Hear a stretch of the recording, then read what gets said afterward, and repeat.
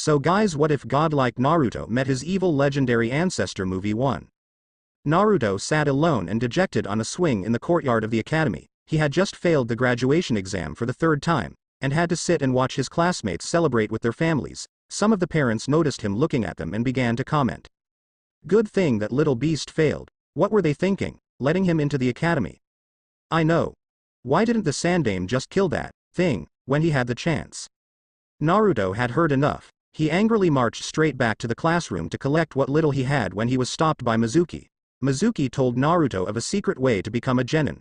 Steal the forbidden scroll in the Hokage's office and bring to him without getting caught. Naruto jumped at the opportunity and left for his apartment to get ready for his supposed exam. What he failed to notice was the cruel smirk on Mizuki's face as he left. Flashback end. He shook himself out of those thoughts as he set to work on learning the first jutsu on the scroll while he waited. In a nearby part of the forest, Iruka bounded toward Naruto's chakra signature in a real hurry. Damn it, Naruto. Why did you do this? He wondered. After a few more minutes, he came across the clearing Naruto was sitting in. After confronting him, Naruto told him about what Mizuki told him to do in order to become a genin. Mizuki chose that moment to show himself. Once he was sure that his true intentions were found out, he began to berate Naruto and he skewed off on a tangent about the Kyuubi no Kitsune. During his rant, he broke one of the most severe laws of the village, the law concerning the Kyuubi and its vessel. The punishment for breaking the law was death on sight. He told Naruto that he was the Kyuubi's vessel and therefore the Kyuubi itself. Naruto. Don't listen to him. Iruka shouted. With that, Iruka and Mizuki began to fight over the scroll. Iruka had Naruto hightail it back to the village with the scroll, but Mizuki threw one of his giant shuriken at him to kill him. Iruka leapt in front of the projectile and took the blow for him. Naruto. You're not the Kyuubi. I know you well. Enough for that, the scarred Chunin began to tell him, but the silver-haired traitor closed in to finish him off. With a sudden burst of speed, Naruto intercepted him with a fierce kick to his jaw, sending him careening back into a tree. Mizuki looked up to see Naruto, glaring at him with an almost demonic intensity. If you touch Iruka-sensei, I'll kill you, Naruto roared in an unearthly tone. Mizuki at first began to chuckle, then laugh maniacally. You? Kill me? You pathetic little demon, I'll kill you in one shot. Naruto didn't waste any time using the new jutsu he learned from the Forbidden Scroll, as he easily filled the forest clearing with hundreds of Kage Bunshin, all of them glaring at him. Mizuki stared at the Orange Army in fear and shock. What's wrong, Teme? Weren't you going to kill me? They all shouted in unison. If you want fight, then I will. The Naruto Legion bellowed as they swooped down upon the terrified traitor and beat the ever-loving shit out of him, releasing 12 years of pent-up frustration and anger. After Naruto finished up with the traitor, Iruka called him over. Naruto, close your eyes for a moment. Naruto complied. Okay, now open them. Naruto felt a weight on his forehead and felt it. He now had on a Konoha headband. Congratulations, Naruto, you've earned it, he told him as the pair made their way back to Hokage Tower to debrief the Hokage. The pair had failed to notice the presence of a fourth person, who had witnessed the entire affair from the edge of the clearing, hiding in a nearby tree. The pale eyes of the girl in question were glistening in the moonlight, not because of the unique nature of her eyes, but because they were wet with tears, tears shed for the one she cared for above all else. What have we done? He should have been seen as a hero for what he has been doing throughout his life, not condemned and hated. Wait, did my father have a hand in what happened to him? Hokage Tower 0106 hours. Iruka and Naruto made their way back to Hokage Tower and made their debrief. Sarutobi. Naruto was not only granted the rank of genin, but also credited with a B-rank mission for capturing a traitor. However, Naruto was now aware of the Kyuubi no Kitsune sealed within him and he was rather upset that something this critical was kept from him. What the hell? Why didn't you tell me, old man? This stupid fox was sealed in me, damn it. Was I too stupid or something? Didn't you trust me? Or were you just like the others, viewing me as a monster? Answer me. He roared, tears beginning to leak out of his eyes. He felt betrayed by one of the only people he trusted and felt safe around. Sarutobi never felt his age this badly since the Yondaime died and he had to come back out of retirement. Naruto, I didn't tell you because I wanted to protect you and wanted you to lead a normal life. The Yondaime wanted you to be seen as a hero, but... well, we all know how that turned out, don't we? Naruto. Please, try to understand. After you were born and the Kyuubi was sealed into you, the people of the village, both civilian and shinobi alike, were angry and upset that they lost their loved ones and their beloved leader all in the same night. Many called for your death, and still do. That night I made a law, that no one was to ever speak of the demon or of its jailer. This was done in order to protect you and hopefully help you make some friends, but they got their kids to hate me, just like them, right? Fat lot of good that law did. First, the orphanage kicked me to the curb at 4 years old. After living on the streets for a year, you finally found me. Then, I was shoved into that crap shack that gets looted and or trashed every birthday or whenever they were in the mood. Was all of that done to protect me, too? Naruto cried out, his tears now running as freely as his rage and sorrow. As the small blonde's rage came to its zenith, a blinding white light washed over the tower from the skies above. All of the office's occupants, both seen and unseen, raced to the roof to see what was happening. As they hit the rooftop, a beam of light shot down before them and hit the tower roof with explosive force, leaving a man-sized crater in its wake, with a person laying in the middle of it with a sword in his hand. As the small crowd drew closer, they noticed that this mysterious person had several severe injuries and was barely breathing. The man was young, easily in his early 20s, tall with bright blonde hair. He attempted to stand, but collapsed in a bloody heap. Naruto got a good look at him and noticed that this stranger looked just like him, only older and with no whiskers. Who is this guy? Why does he look just like me? He thought as he felt something flicker to life within him. Could it be? It is really him? After so long, over 700 years too long, the voice, which sounded surprisingly female and soft, said longingly. What was that? Naruto wondered as a stern gaze from the Hokage snapped him out of it. No one is to breathe a word of this. If word got out, spies from all corners of the world would begin to flock here and start sniffing about. I will not have that happening, is that clear? Iruka merely straightened himself before answering, of course, Hokage-sama. Naruto remained silent for a moment, then replied, sure, but don't think for a moment that we're finished, old man. I've still got more questions for you, but those can wait for now, he told the elderly shinobi with a scowl that should never have adorned his face. Both of them left the building, bound for their different destinations, while Sarutobi pondered what to do. Tora, take him to the hospital at once. I will follow as soon as I am done here. The tiger-masked Anbu snapped a quick salute. At once, Hokage-sama. He wheeled around and loaded the blonde man onto his shoulder. Oof. He didn't look that heavy, he grumbled as he shunshined off to the hospital. The old Hokage turned to the rest of his Anbu. Repair the damage and clean up the blood. Remove any evidence of what just happened, he ordered as they all set to work. Now, to get myself to the hospital, I must find out just what happened and who that young man is. And why he looks like Naruto, he thought as his gaze turned toward the Hokage monument. The Yondaime's head in particular. Minato, I feel as though I have failed you.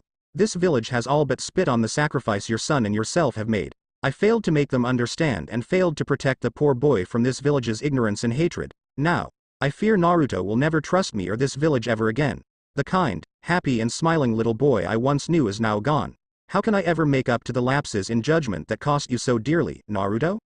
Konoha Hospital, April 13, 400 hours. Medic nins and doctors alike were gathered in a single recovery room, gazing in awe at the patient that was dropped off by one of the Anbu at the Hokage's request. The mysterious young man was brought in with severe mortal wounds and was slowly dying. But a few seconds before they started to treat him, the wounds began to heal, seemingly on their own. His vitals, which were weak and erratic before, were now strong and stable, as if he were only sleeping. A scanning jutsu was used to observe how this was even possible, but the results in the end were inconclusive. They did discover that his chakra capacity was jaw-dropping. One medic commented that had never seen so much chakra in a person before in his life. The doctor in charge of his medical treatment had just finished briefing the Hokage, who came in a few moments ago. And ever since, he's just been sleeping peacefully, recovering.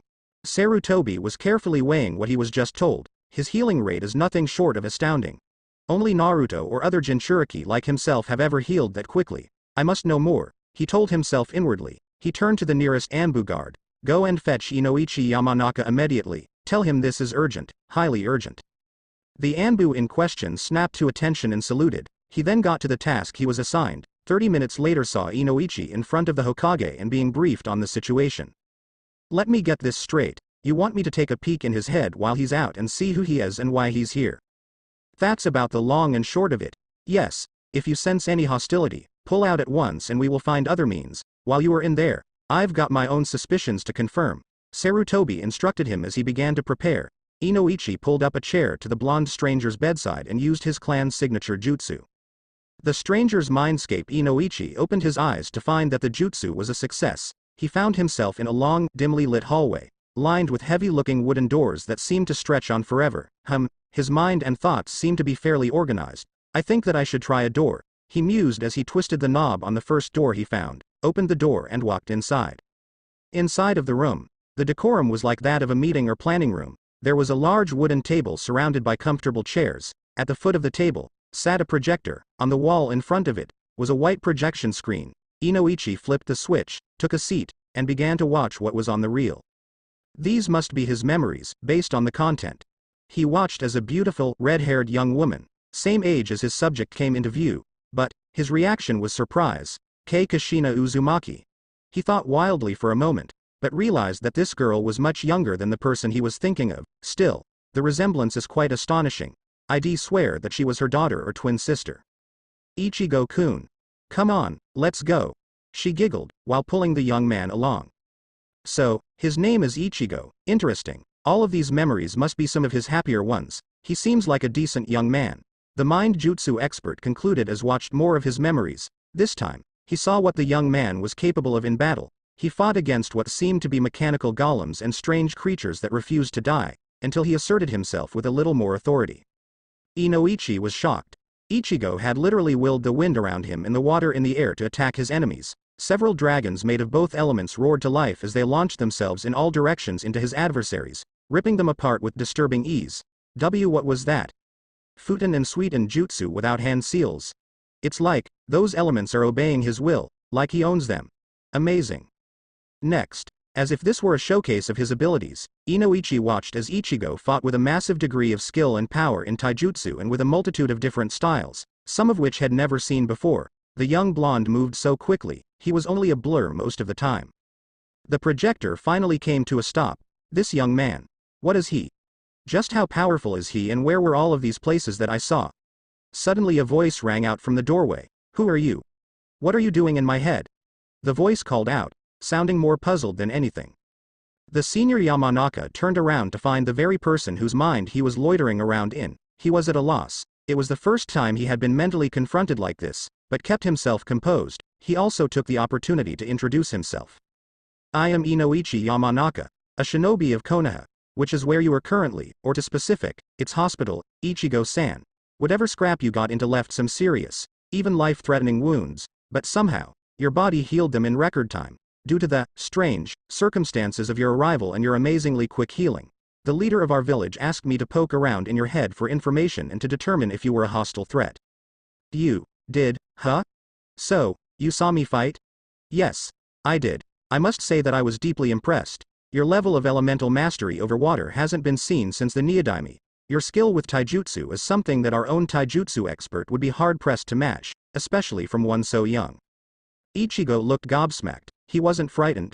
He didn't consider him a monster like so many others did to Shina and himself? Aren't you scared? Inoichi looked incredulous. Why? You obviously don't mean us any harm. In fact, I'd like you to speak to our leader. He would more than likely offer you and your, girlfriend a place in our village. Wait, where is she? Did you see a young woman with red hair and deep green eyes? Inoichi looked regretful. No, you were the only one we found. Now, back to the question at hand. Ichigo looked downcast as the room around them melted away and revealed a war-torn city of some sort.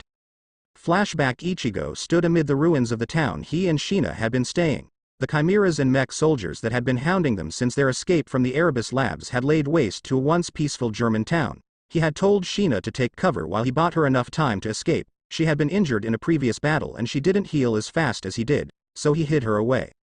He had a strange blade that acted like a whip on hand as he began to fight back. Many of his enemies fell to his blade and his elemental powers, but more kept coming. They aren't playing around this time. The Illuminati wants us destroyed and they don't care who or what gets in their way, he growled as he finished off another chimera. Time to kick this up a notch. The weather was actually to his advantage as it was raining, giving him plenty of water to work with, and he began to sling water and wind projectiles in various shapes and sizes in all directions to thin out the numbers a bit. After an hour of non-stop fighting, he was wearing down and his injuries were taking their toll as the Illuminati's forces closed in for the kill. No, I can't let them get her. I love her, he thought as he braced himself to use the last of his strength in a desperate last stand which probably would have killed him.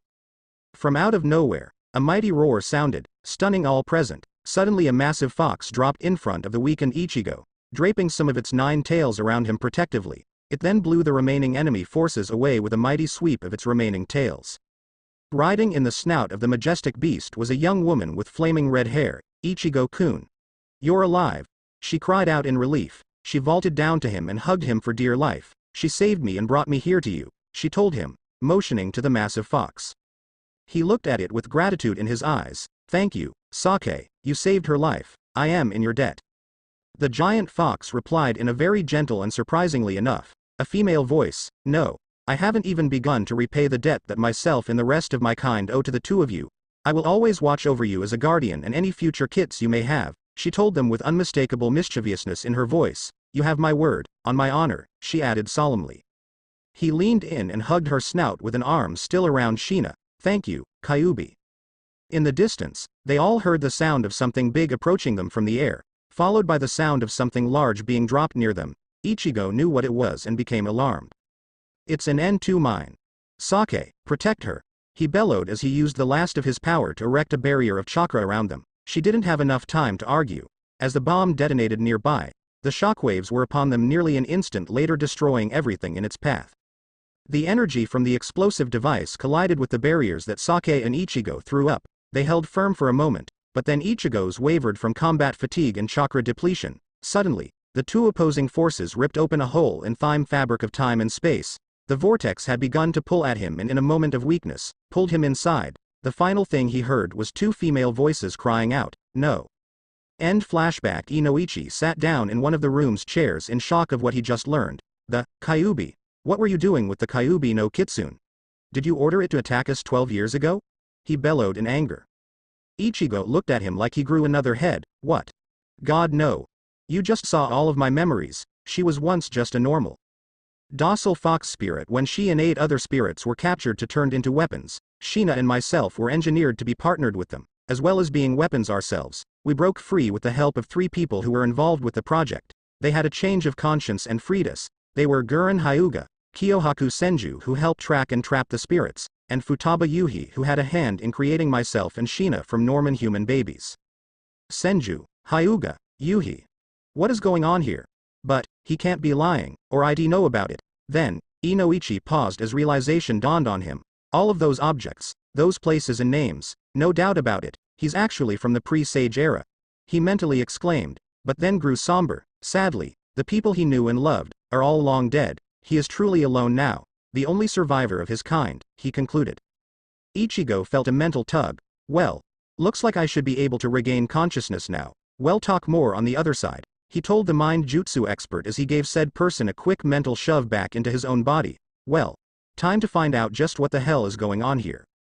Ichigo opened his eyes groggily to see the man he was talking with only a moment ago conversing with an elderly man in white robes and wearing a strange hat with the kanji for fire on it in red. He noticed that the conversation had to do with him and what the man saw inside his head. They noticed that he was now awake and broke off their chat. The old man greeted him warmly. Good morning, Ichigo-kun. I am Hiruzen Sarutobi, the Sandaime Hokage of this village, Konoha.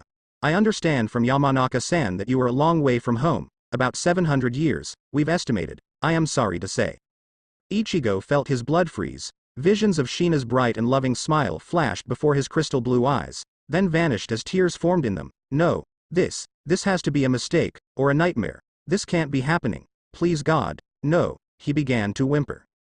Sarutobi gazed at the sobbing young man in sympathy. He knew all too well what it was like to lose a mate, having lost his wife years ago. I know this must be very hard for you to bear. I know from experience, he told him softly, adding the last part at a whisper while putting a comforting hand on his shoulder. Inoichi simply gazed on in worry. He had never gone through losing his wife, and certainly didn't want to find out how much it hurt, either. After a few moments, a young nurse quietly entered the room with a small clipboard in her hands. Hokage-sama, here are the results of the blood tests you requested, she told him as she handed the results to him. The old man flipped through the results multiple times, becoming more and more alarmed by the second. Impossible, it's a complete genetic match. One could say that his blood is actually more pure, as if he were the source of the bloodline. This man is Naruto's ancestor. No wonder they look so much alike. Wait. Who else has seen these results? He snapped, slightly scaring the poor young woman.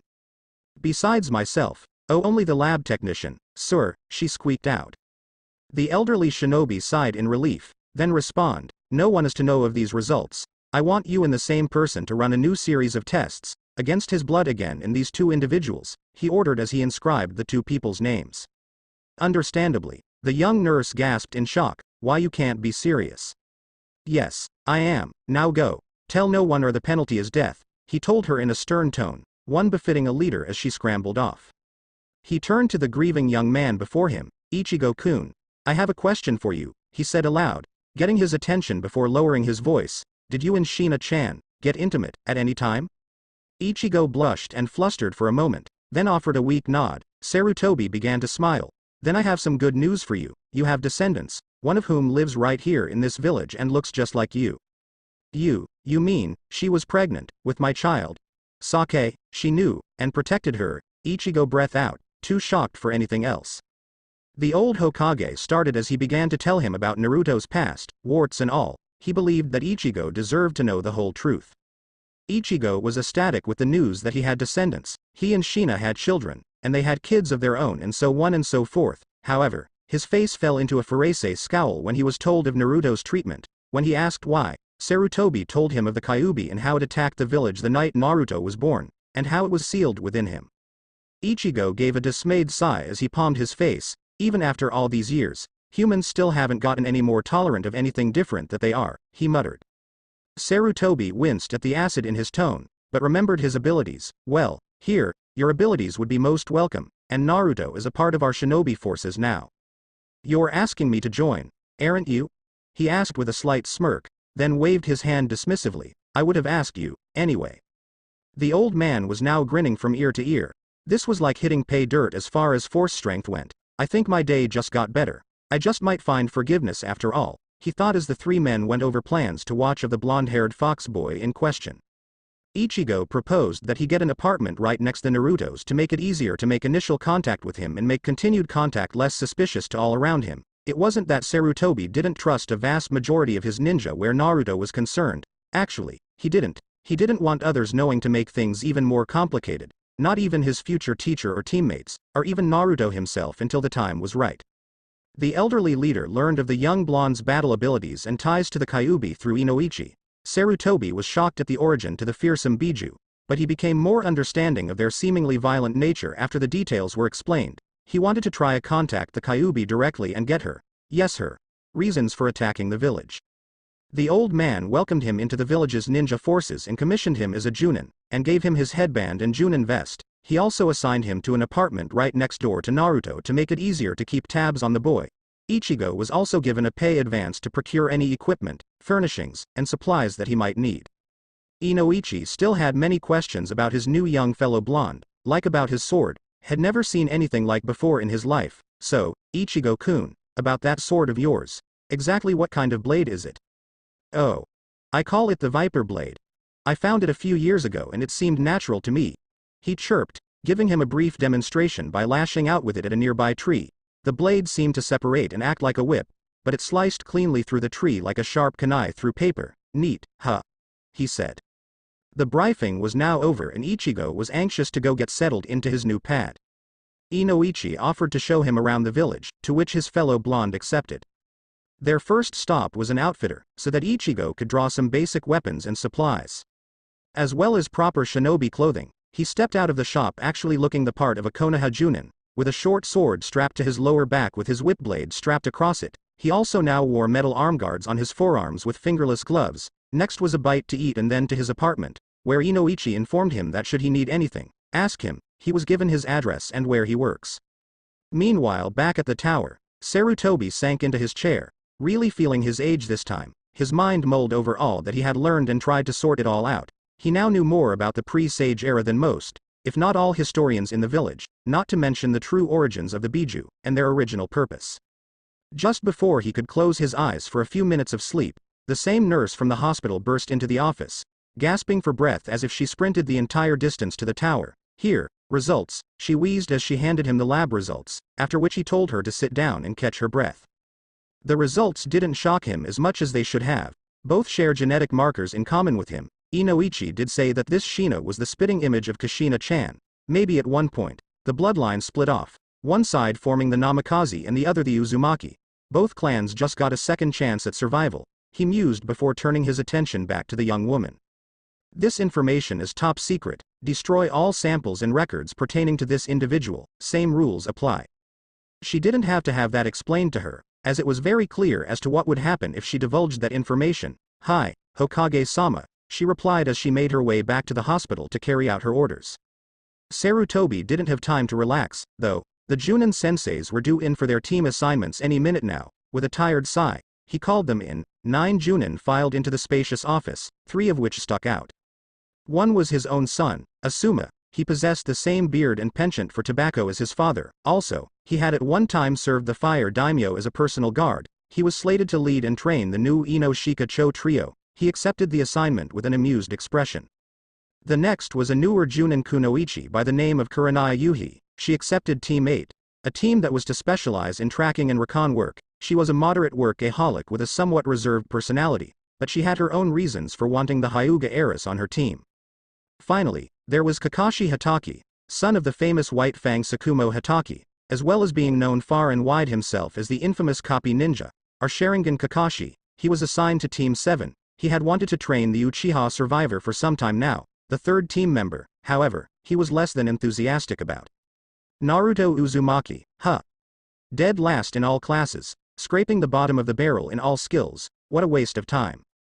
Sarutobi eyed them with an unusual amount of scrutiny, especially Kakashi. He wondered if the cycloptic Junin had really learned from his past mistakes, or if he were only trying to run from them. I hope for Naruto's sake that he has, or this will get very ugly, very quickly. If he treats Naruto the same as the rest of the village, Ichigo is liable to make us short one more Sharingan user. He didn't look very happy when I mentioned why Naruto needed Anbu bodyguards, he mused in worry. He knew that Ichigo possessed powers beyond anything that they'd ever seen and that stomping the village flat wouldn't be much of a problem for him if they infuriated him enough. Despite his live and let live demeanor, he remembered something that his own sensei, the Shoden himself, told him once. Even a guardian angel can become a devil when provoked. Naruto's apartment complex, Ichigo's apartment 0900 hours. Ichigo had just finished putting the last of his things away when he went out to his balcony to take in the view. He got an improvised tour of the village from Inoichi, but he still had some questions. He was about to head back in to change into some more comfortable training clothes to burn off some excess energy when he heard a yawn come from the neighboring veranda. He looked over to see, for all intents and purposes, a midget version of himself. That must be Naruto. Damn, that kid's short. Didn't they feed this kid? He thought as he observed the younger blonde. Said Shorty noticed him staring at him. Ah.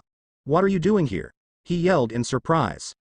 Geez, kid, don't come with a volume control. He remarked, his ears still ringing a bit. He then introduced himself. The name's Ichigo, Ichigo Suzumiya. See ya around, kiddo, the elder blonde announced as he went back inside of his apartment. This guy's kind strange, but at least he doesn't glare at me like everyone else. He might be alright, he told himself. Naruto felt the same voice he heard the previous night come back again. It is him. It's been too long, Ichigo-kun. I've missed you so. The voice wept. The voice turned her attention to him. You can trust him, Kit. He will not harm you. In fact, he might even be willing to help you, if you ask him, the voice told him in a soothing voice. Naruto didn't know what to make of this. It was all so confusing for the boy. Who are you? How do you know him? He asked intently.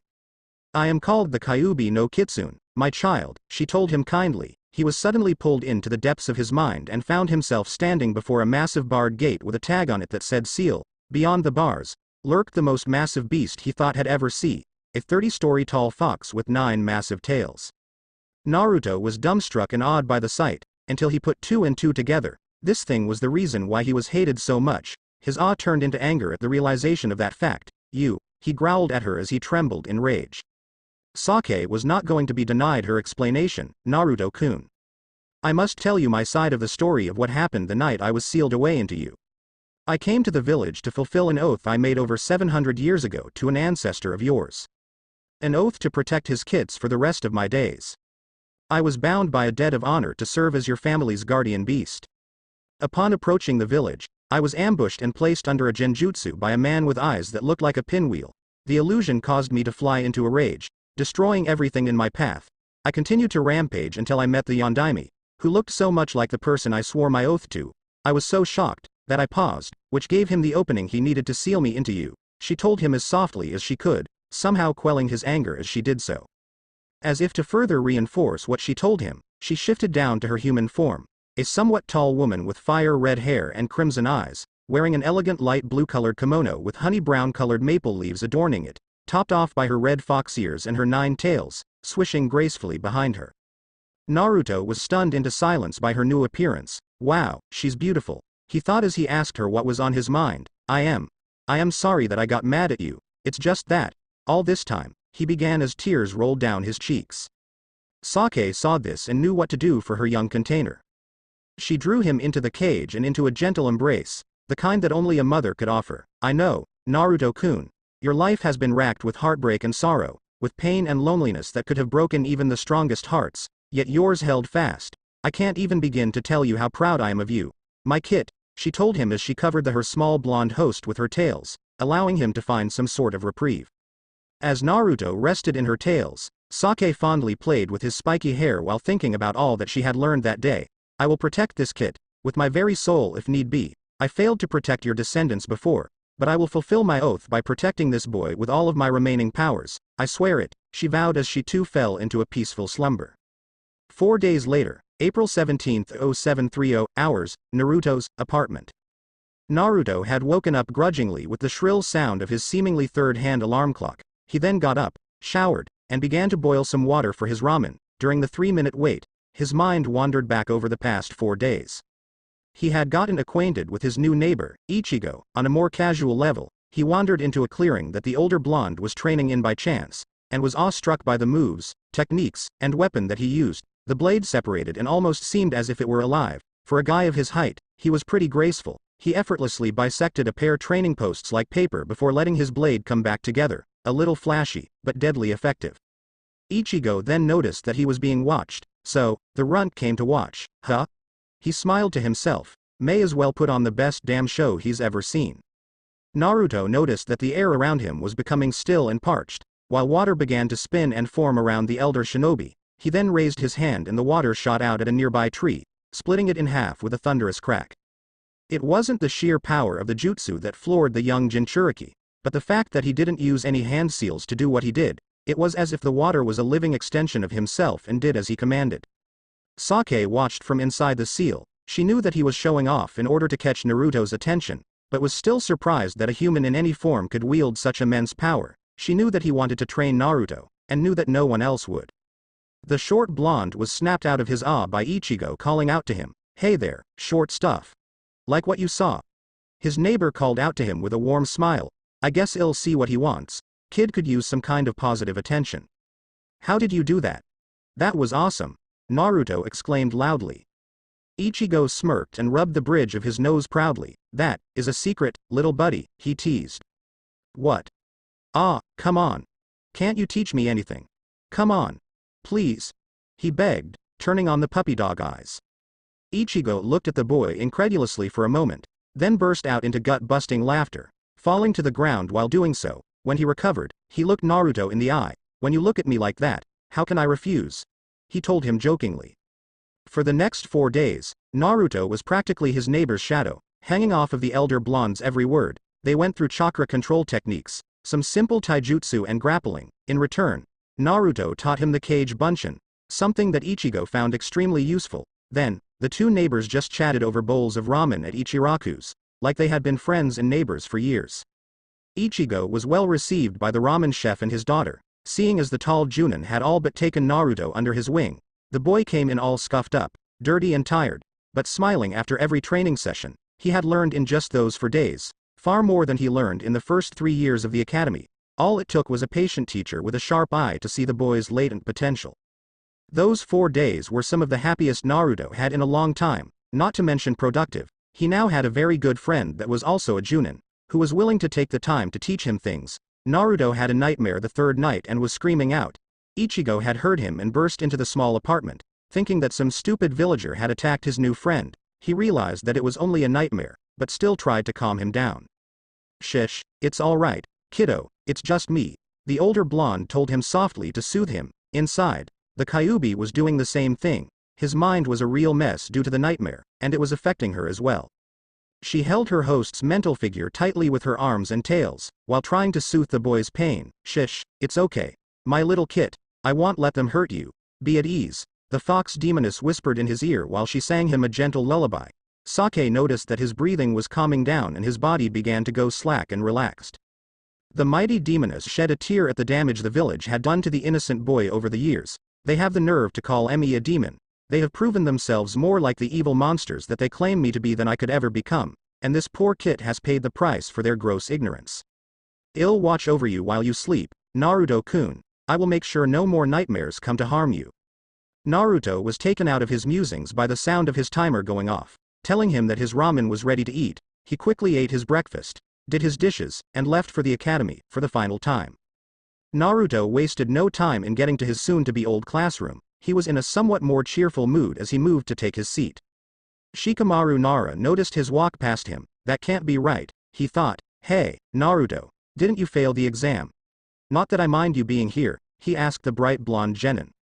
Naruto didn't mind the question one bit. Nope. I did a makeup test and aced it, so here I am, he told the lazy Nara calmly with a smile. Shikamaru noticed a subtle change in his fellow genin. He's more calm now, collected. This will be interesting to see, he noted with a grin. Just before Naruto made it to his seat, he was stopped by an obnoxious voice calling to him. Hey, Dobi. Don't ignore me. I said, what do you think you're doing here? Kiba Inuzuka sneered at him. Naruto turned to him with an annoyed look and replied, What, you didn't hear what I told Shikamaru? I don't feel like explaining it again, so take a hike, he finished with a negligent wave of his hand while turning around. This of course enraged the temperamental Inuzuka. Don't you get fresh with me, you weakling, he roared as he bore down on Naruto. With a snap move of his arm and the lessons in grappling that Ichigo gave him, he grabbed the dog Nin's arm and threw him across the room. Before Kiba could get his bearings again, Naruto grabbed his throat and pinned him to the wall. The first thing Kiba noticed was that Naruto no longer had blue eyes anymore. They were a bloody, crimson red. The next thing was that he seemed much more powerful than had ever seen before. The last was his voice. Don't ever do that again. Do you understand me? He growled in an almost double voice but still calm, completely freaking out everyone in the room, especially Kiba and his dog, Akamaru. All Kiba could do was nod dumbly. He was frightened, terrified, and his partner even more so. For that brief moment, the class clown seemed inhuman, almost demonic. Across the room, a pair of pale eyes watched him with worry. Hinata Hyuga, heir to the most prestigious in the village, had a huge crush on the blonde prankster. She saw the terrifying change come over him, but she knew that he only reacted in self-defense. Naruto-kun, I wish I could tell you that I know your secret, and that I don't care. The Kyuubi is the Kyuubi and you are you, no matter what anyone says. Naruto finally made it to his seat, which happened to be right next to the Rookie of the Year. Sasuke Uchiha. Said Uchiha seemed to brood and sulk all the time, even though almost the entire village went out of their way to literally worship the ground he walked on, spoiling him beyond imagination. Sasuke had everything that Naruto ever wanted, but scoffs at it. The prodigy truly disgusted him, but he never let his jealousy get the better of him. Sasuke Uchiha looked over to see the dead last of his class take a seat next to him. Naruto usually went beneath his notice, labeling him as inferior like everyone else and scoffing at him. However, when he saw what happened with Kiba, he wanted to know what Naruto did, thinking that it was some kind of jutsu. He wanted that power, and no Dobi would have a power that he didn't, not if he had his way. Naruto had laid his head down on the desk in front of him, trying to get a few more minutes of sleep when he heard a commotion come from the classroom door. Ah, man, now what? He groaned to himself. Like a small stampede, two girls rushed in, homing in on the seat Naruto was currently sitting in. Sakura Haruno and her once friend now rival Ino Yamanaka were just like the rest of the village where Naruto's welfare was concerned, not concerned at all. To them, the misunderstood blonde was seen as a loser and a bad seed, one to never be friendly with or it would mean social suicide. They were told to just ignore him by the other adults, but they and some of their classmates took it upon themselves to take it just a bit further. They insulted and ridiculed him every chance they got, and Sakura even went as far as hitting and hurting him physically. They didn't think it was wrong due to the fact that none of the teachers stopped them, neither did the adults who witnessed it. Just as they reached his seat, Naruto was brutally ripped from it by the pink-haired girl, with absolutely no warning. He landed hard on his left shoulder, slightly dislocating it. Naruto hissed in pain as he grabbed the injured shoulder and slammed it back into place against a wall, like Ichigo taught him to do. but didn't recommend. He bit the inside of his cheek so hard that he drew blood, but it was all he could do to keep from screaming out in pain. Inside the seal, Sake was furious at how callously her host was treated by this pink-haired harpy. The nerve of that wench, she thought while her hands and body quaked with fury, hurting my kit just to be near that Uchiha brat. If I were able to do as I wished, I'd show them just what they're dealing with. She seethed in anger as she set to work repairing the slight tears in her vessel's shoulder tendons. As soon as the pain hit, it was gone. He made his way back to where his seat was to see Ino and Sakura still agurring over who would sit there. I am gonna sit next to Sasuke-kun, forehead girl. No, I am, Ino pig. Naruto had heard just about enough of their pointless arguing for his tastes. He was now officially pissed off. Kiba tested his patience, but these two wore it out. He was sitting there peacefully, not bothering anyone, and they came barging in and threw him from where he was sitting. Hell, the chair on the other side of the emo prince was empty. They could have sat there, for crying out loud. But no, they had to throw me out of my seat. I've had it. That's it, he roared mentally. On the other side of the room, Hinata had a look on her face that was concern for Naruto mixed with rage and anger for what Sakura and Ino did to said blonde. She had never felt as angry with anyone in her whole life as she was with the two fangirls in question right now. She was about to leave her seat to give them a piece of her mind, when Naruto got up and addressed the problem, personally. Shut up. Shut the hell up. He bellowed. The terrible two had the nerve to look shocked, then angered. What did you say, you baka? The pinkette hollered back. You heard me, but in case you have Kiba's hearing problem, I'll say it again, shut the hell up. He roared again, louder for good measure. What the hell is your damage, just ripping me from my seat like that? He added, then proceeded to rip them a new asshole apiece. Meanwhile, on a branch outside of the classroom, Ichigo sat perched on a branch that gave him a good view, but kept him hidden as well. It just wouldn't do to be caught watching over him. He nearly blew his cover when Naruto got angry the first time, but now, Naruto was angrier than before, and he sensed some of Saki's chakra leaking out. During the past week, he had been communicating with her via a shared mental link that was uninhibited by the seal. He had asked her what happened after he disappeared from their time, but she had no clue. The attack that sent him away put her into a sort of hibernation, so she couldn't tell him. He knew that he had to get Sake to pull the plug on him and fast. There was no telling what this much of her chakra in his system would do to him and those around him, but she couldn't do it. The seal was too strong for her to have that kind of control, so she tried to calm him down. Naruto-kun. You have to calm down. There's no telling what this much of my power in your coils will do to you. Please, stop. She pleaded with her host, but to no avail. Don't worry, Sake, I'll stop him on my end. I just hope that hell understand, he told her sadly. Back inside, Naruto's anger was rising even higher. They thought of him as piece of garbage, an emotionless pooching bag to do with as they pleased. The Uchiha even told him that nobody cared about him. Sakura didn't help any. She just told him that a stupid, clanless orphan wasn't even fit to be breathing the same air as the Uchiha, much less the rest of them, just a stupid, worthless orphan whose own parents didn't even want him. At that, Naruto snapped. Insulting his situation was the last straw, as he almost flew toward them. In the same instant, Ichigo intervened by flickering in between him and his targets but sinking his fist into his gut and adding a little electricity to it, acting like a stun gun. The hit dropped him quickly as the crimson-red aura around him faded and he flopped into Ichigo's arms. He was heard saying, I am sorry, kid, but this is for your own good. The tall blonde Junin gently lifted the boy into his arms with a sad, remorseful look on his face. He was almost out the door when he heard one of the Uchiha fan club comment on the situation. Ha ha ha. The Dobi went and got himself arrested. Serves him right for what he said about Sasuke-kun. I hope they kill that stew.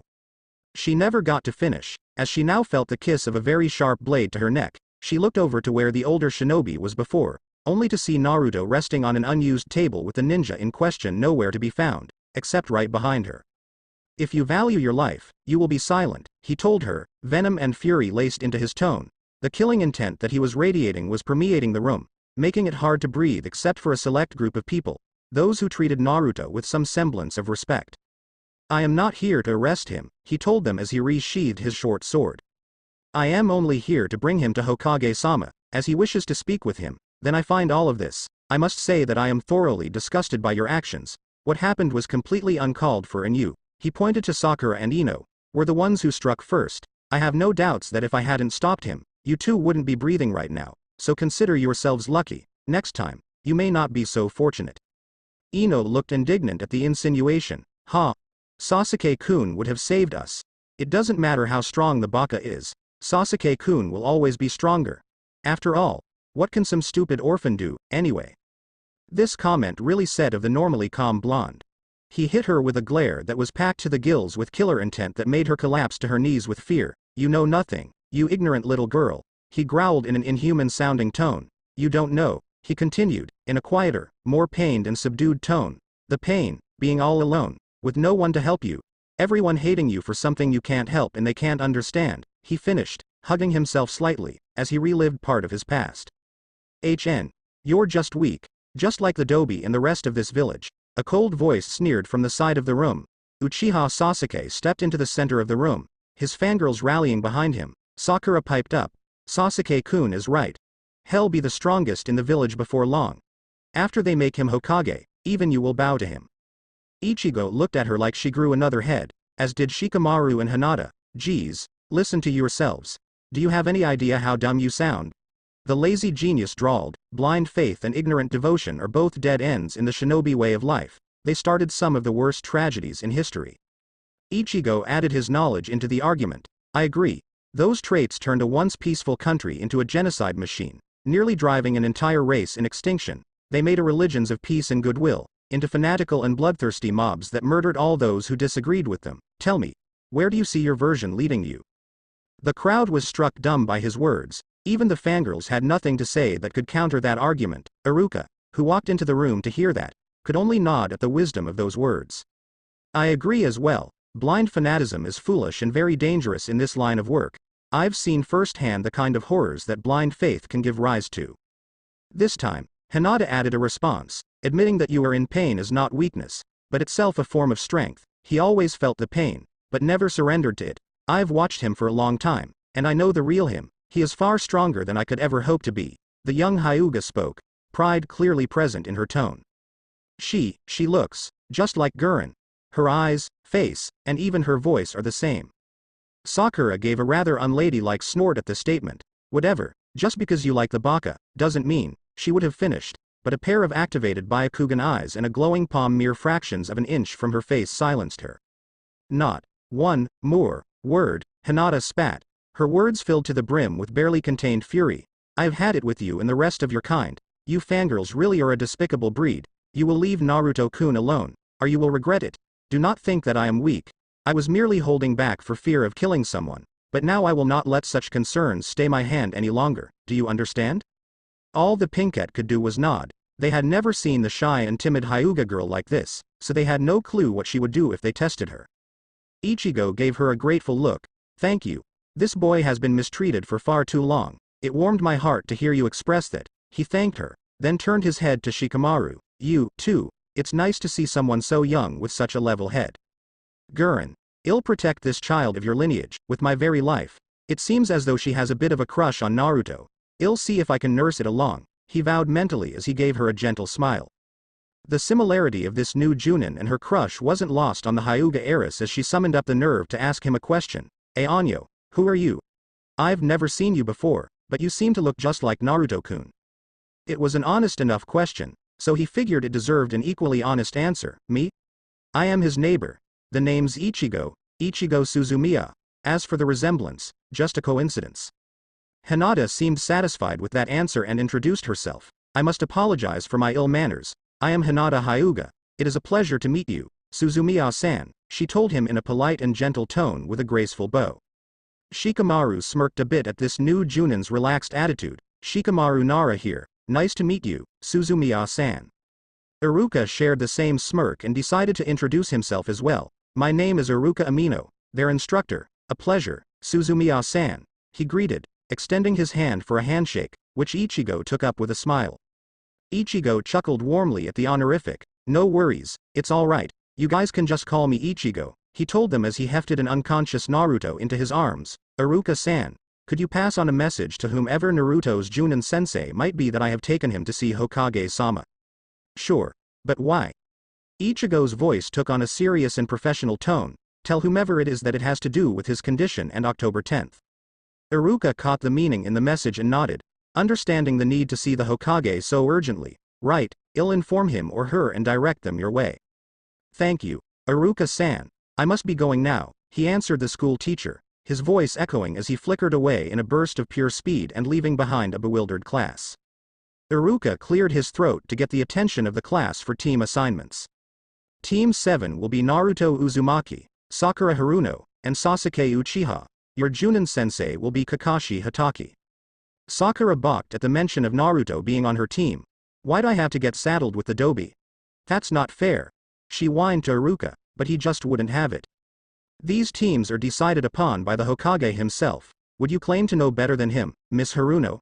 He shot back at her in a calm yet still challenging tone, a tone that dared her to speak again. Meanwhile, still brooding in his seat, Sasuke sneered at the team makeup, a useless dobi and an pathetic fangirl. If you hold me back, you'll regret it, he told Sakura in a cold, seething tone. Sakura looked as though she had been slapped. But, you see can't mean that, can you Sasuke-kun? She asked him with desperation, her eyes stinging with tears, as she tried to take his arm. Sasuke roughly shoved her away like she was contagious. Don't touch me, you are nothing but a burden, so stay out of my way, or else, he sneered as he raised his hand to strike her.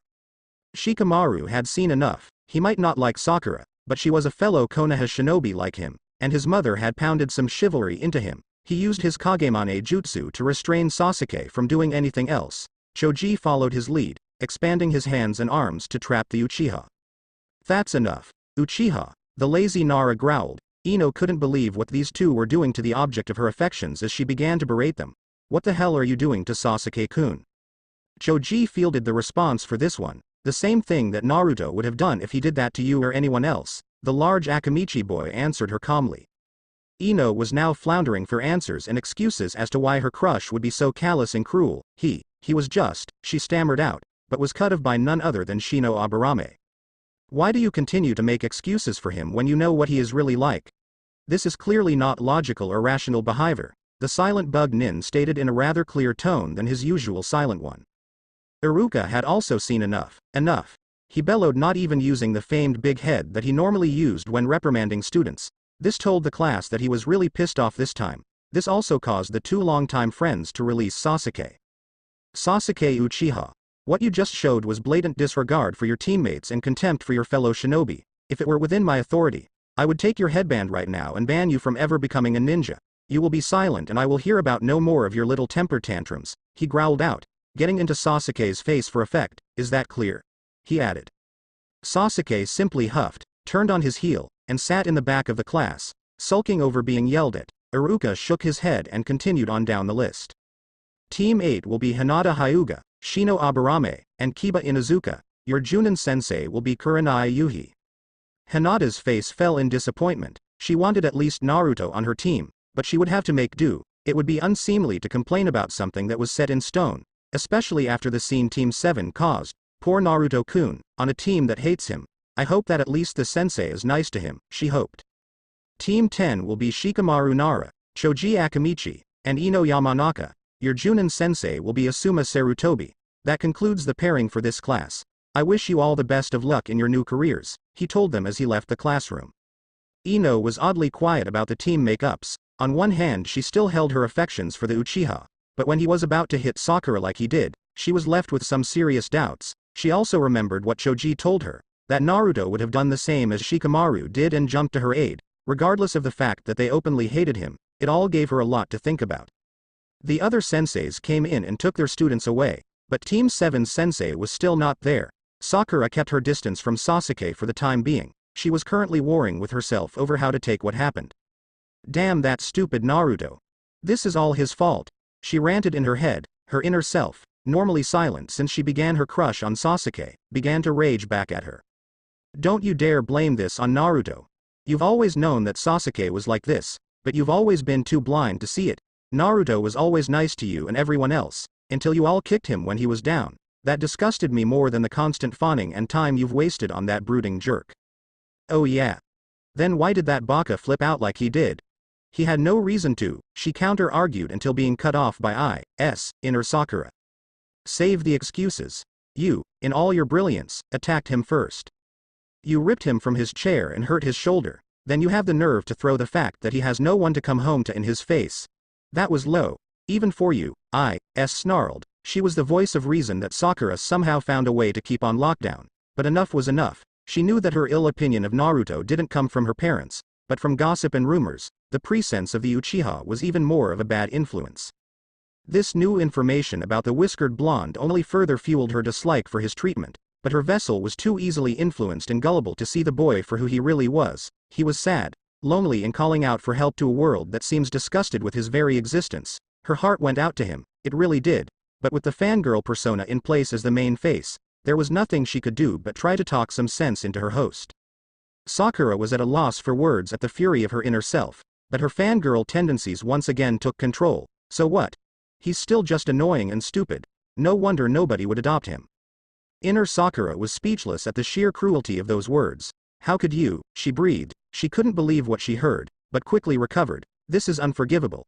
This is how you repay his kindness, with cruelty. As of now, you will treat him better and at least as a teammate, or I will make you pay. Mark me. I will make good on my threat. She snarled as she faded back into the recesses of Sakura's mind. You make me pay.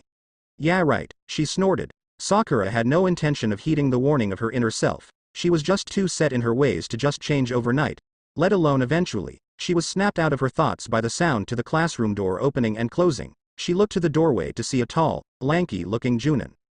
Are you Team 7? He asked lazily. Sakura nodded. Aren't you one short? Where is Naruto Uzumaki? He asked them in a slightly exasperated manner.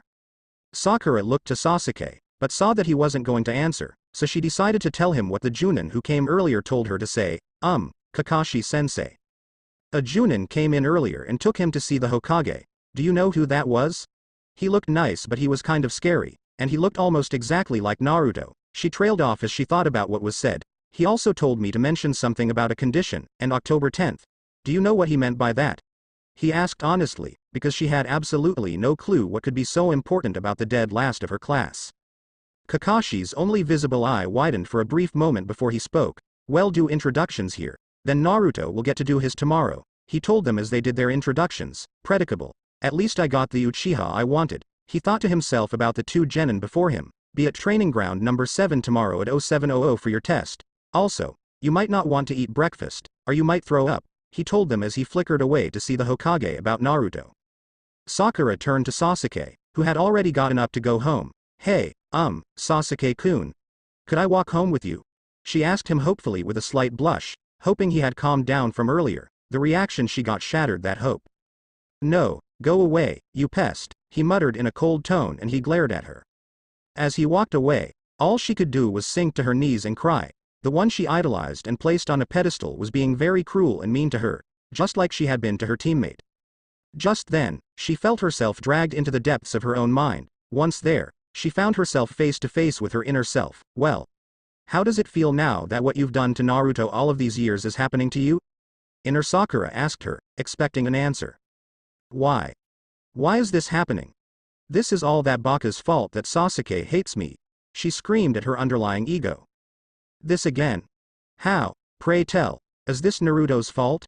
He wasn't even there to do anything. That other Junin, this Ichigo Suzumiya, took him to see the Hokage about something. It looked like something was wrong with him. He never acted like that before. It was so strange, she muttered. Who cares? Sasuke-kun is the only one for me. I'll never forgive that Baka for getting in the way. Inner Sakura groaned in disgust. You stubborn, fine, I'll just keep letting you learn the hard way. Maybe then you'll get it in your head. Hopefully you don't lose it first, she growled as she disappeared once again into her host's subconscious. The pinkette shook her head to clear it, then made her way home.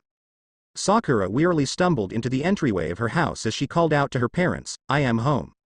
Her parents, Takeo and Sane, ran a small import-export business in the village, trading wares with various different countries and towns, and were moderately successful at it. Sane was a somewhat doting woman with a level head on her shoulders. She also had a real knack for numbers, as she handled the finances of the family and business. Her father, Takeo, was a particularly shrewd businessman with a keen eye. His flair for wheeling and dealing kept them in the black. The night of the Kyuubi attack, they were just getting back into the village when all of the carnage died down.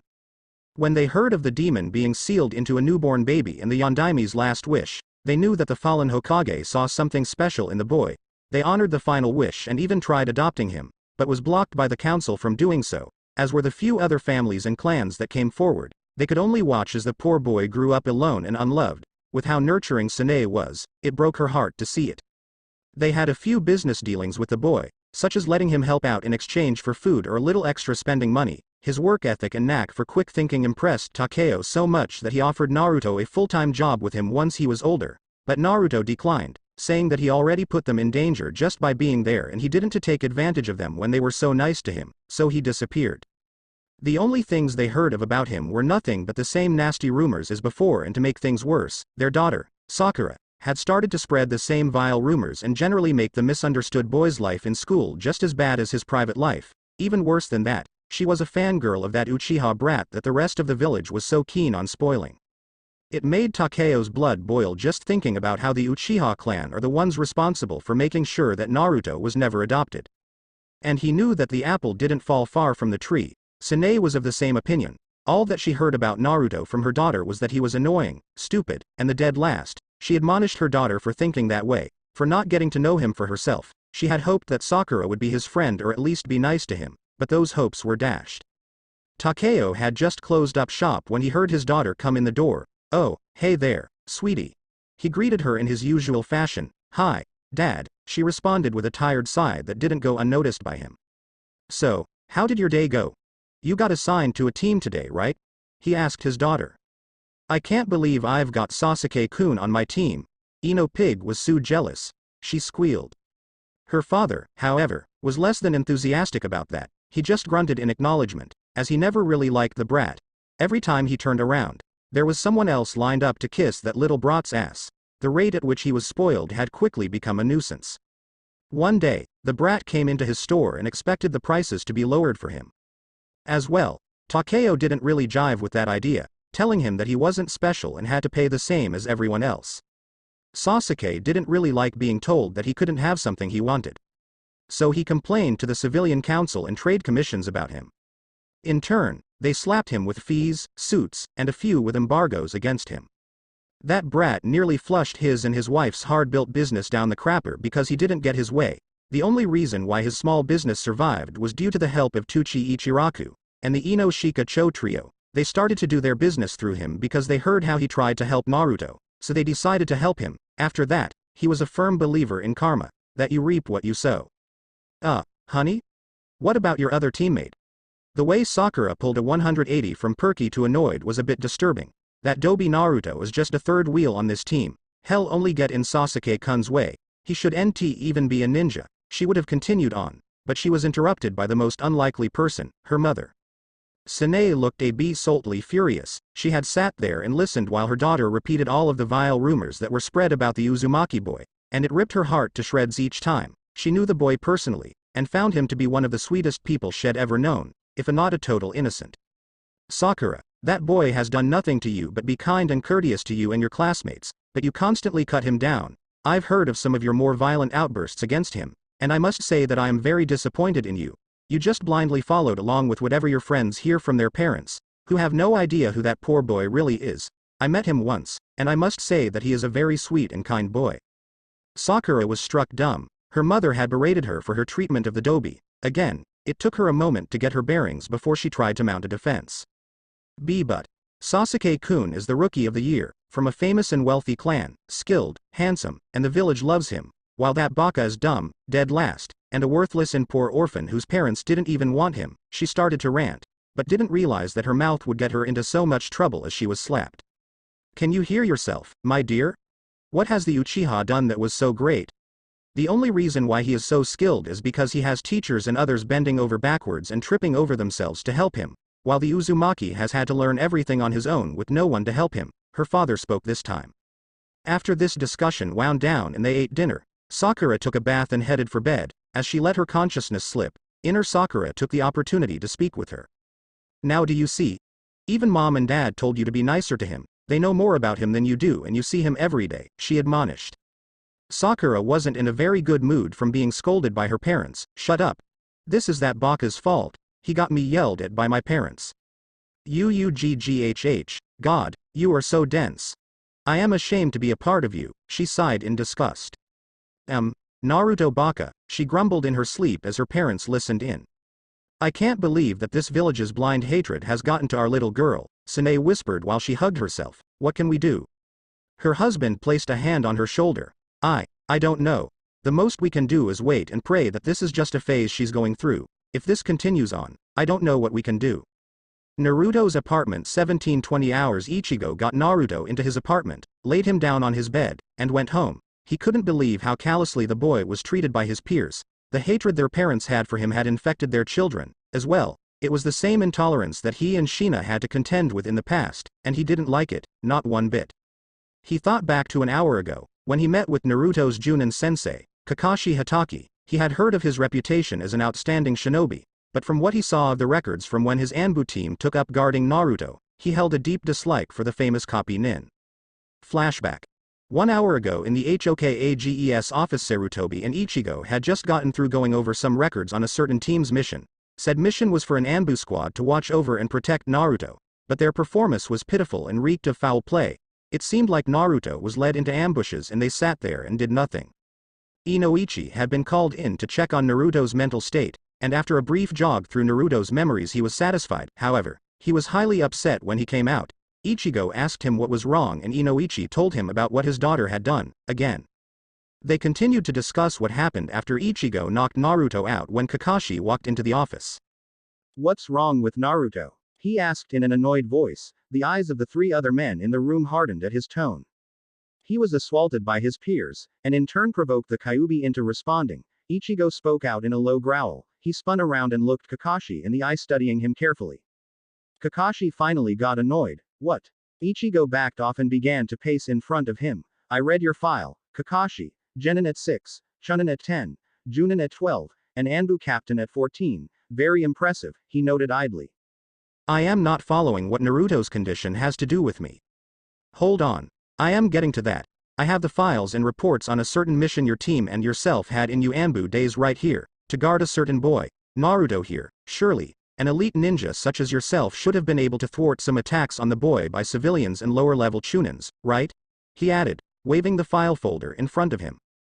This made the copy nin's visible eye go wide with shock. It was like being on a board of inquiry. This Junin he had never seen before was grilling him on the Naruto protection missions. Wha? How? Who? He stammered out before being cut off by a harsh gesture by Ichigo.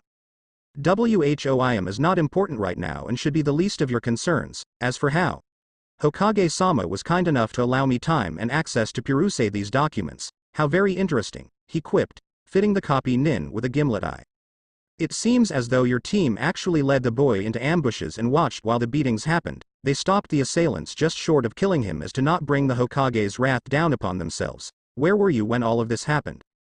Kakashi knew then and there he was caught. I was at the memorial stone, he uttered. He now realized that he made a grave mistake, one that should not have happened, and Naruto had to pay the price for it. Ichigo knew from his file why he would be there. Your teammates, Rin and Obito, right? He asked in a more understanding tone. Kakashi's head bowed further. Yeah, Ichigo sighed.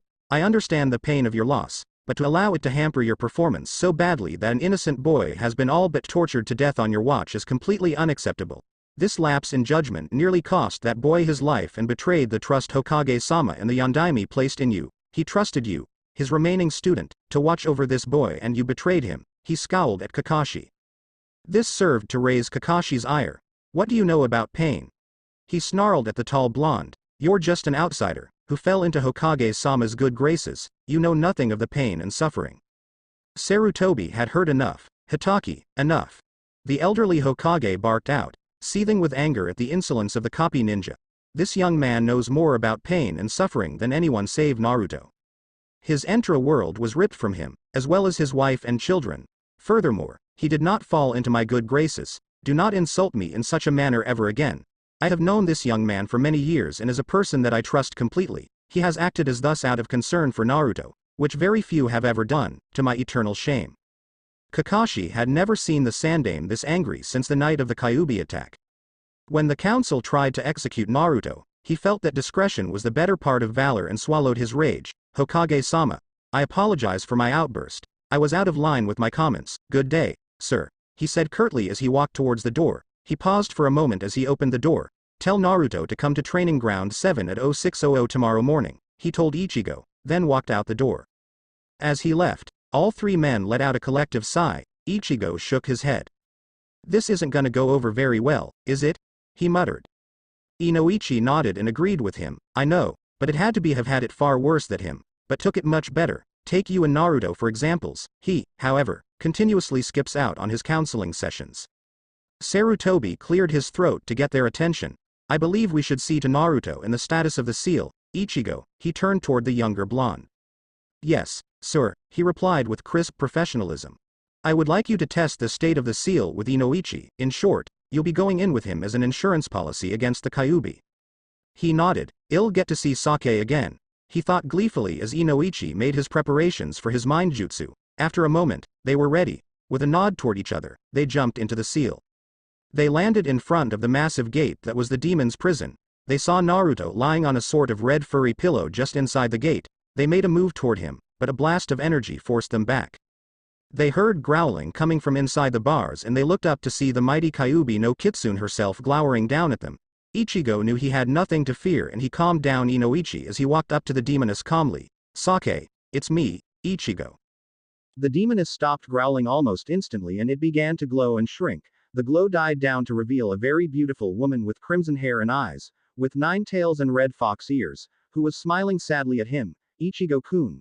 Good, she sighed in relief. I really don't know what would have happened if you hadn't put a stop to what was happening. That much demonic chakra in him at one time could have killed him, she mentioned.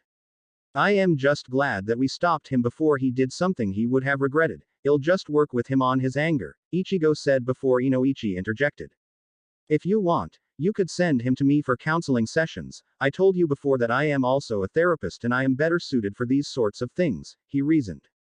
Ichigo and Sake thought it over for a moment and nodded in agreement. All right, Ichigo replied as they went over the finer details. Soon, they left the seal. The blonde duo relayed the decision to Sarutobi and set up the first session to be in a week. After that, Ichigo picked up Naruto and took him home. Flashback end. Ichigo looked back down at his last living descendant and sighed. This village is a real messed up place. Why know that, kiddo? He muttered as he stood up. Made a note for Naruto, telling him about the next day, what he had to do, the counseling sessions and that if he had any questions, just come on over and he'll explain if he could. April 18, Naruto's apartment 0515 hours. Naruto woke up slowly and held his gut in his hands. He felt like somebody rammed an electrified battering ram into his gut as he got up and read the note that was left for him. It explained what he had to do and why he did it, along with what his new sensei had in store for him. He wanted to question the taller blonde about it but he was gone already. The note on the door saying that he had a patrol mission that morning and he would be back later that day. Sighing, he showered up and ran off to the specified training ground to meet his team. Little did he know that he was in for one hell of a day, again. Training ground number 70555 hours. Naruto stumbled into the training area with a few minutes to spare when he spotted 2 other people there. They might be my new teammates. He thought excitedly as he ran over to them. However, his euphoria died almost instantly as he saw who his teammates were. His sentiments were mirrored by his new teammates, Sakura and Sasuke, who felt that his mere presence was an annoyance and a burden, an unwanted one. Sasuke believed that Naruto wasn't worthy of breathing the same air as him and Sakura just followed along blindly. HMPH. Those 2 deserve each other, he thought sourly as he sat down and went through a meditation exercise that Ichigo taught to him to teach him focus and was trying to ignore the glares that they sent his way. They ended up waiting for 3 hours until an explosion of smoke signified the arrival of their sensei. You're late. Sakura yelled at him. Kakashi at least had the decency to look sheepish. Sorry about that. I just got lost of the road of life, he told them. What a load of crap, Naruto thought as he brought himself out of his meditative state and back to reality. Kakashi noticed him sitting in the lotus position and was taking in the genin before him until Naruto spoke up first. What? You must be Naruto Uzumaki, the 3rd member of this team, he spoke out loud. We already did introductions yesterday while you were talking with Hokage-sama, but if you want, you can do yours now. Naruto looked around and could already guess that they really wouldn't care. But he sighed and introduced himself anyway. I am Naruto Uzumaki. I like ramen, training, and hanging out with my new neighbor, who teaches me all kinds of neat things and is actually nice to me. I don't like short-sighted and closed-minded people, arrogance, and people who look down on others for reasons beyond their control. My dream is to become the strongest shinobi I can be, showing everyone that I am worth something and to make my new friend proud. Sasuke and Sakura had just blown him off and Kakashi had his nose buried in his smut book. Naruto couldn't believe how rude they were. Hello. He called out loudly. Kakashi snapped out of his reading. Oh, you're done.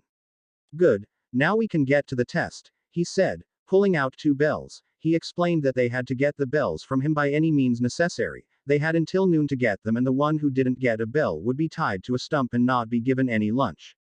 Naruto was about to launch himself at Kakashi, but held back, remembering what Ichigo told him of studying his opponents carefully. As Kakashi told them to start, Sasuke and Sakura hid, but Naruto stayed and surveyed the copy nin carefully. You know, Naruto, most people would hide to do what you're doing, he commented.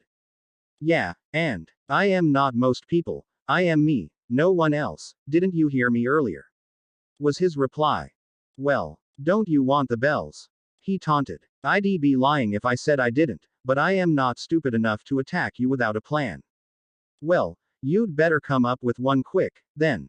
Naruto gave him an almost evil smile. Who's to say I don't already have one? He countered. Kakashi really didn't like what he was seeing, so he took the initiative and attacked. His attack hit home, but Naruto just poofed out of existence. Kakashi was shocked. Kage Bunshin.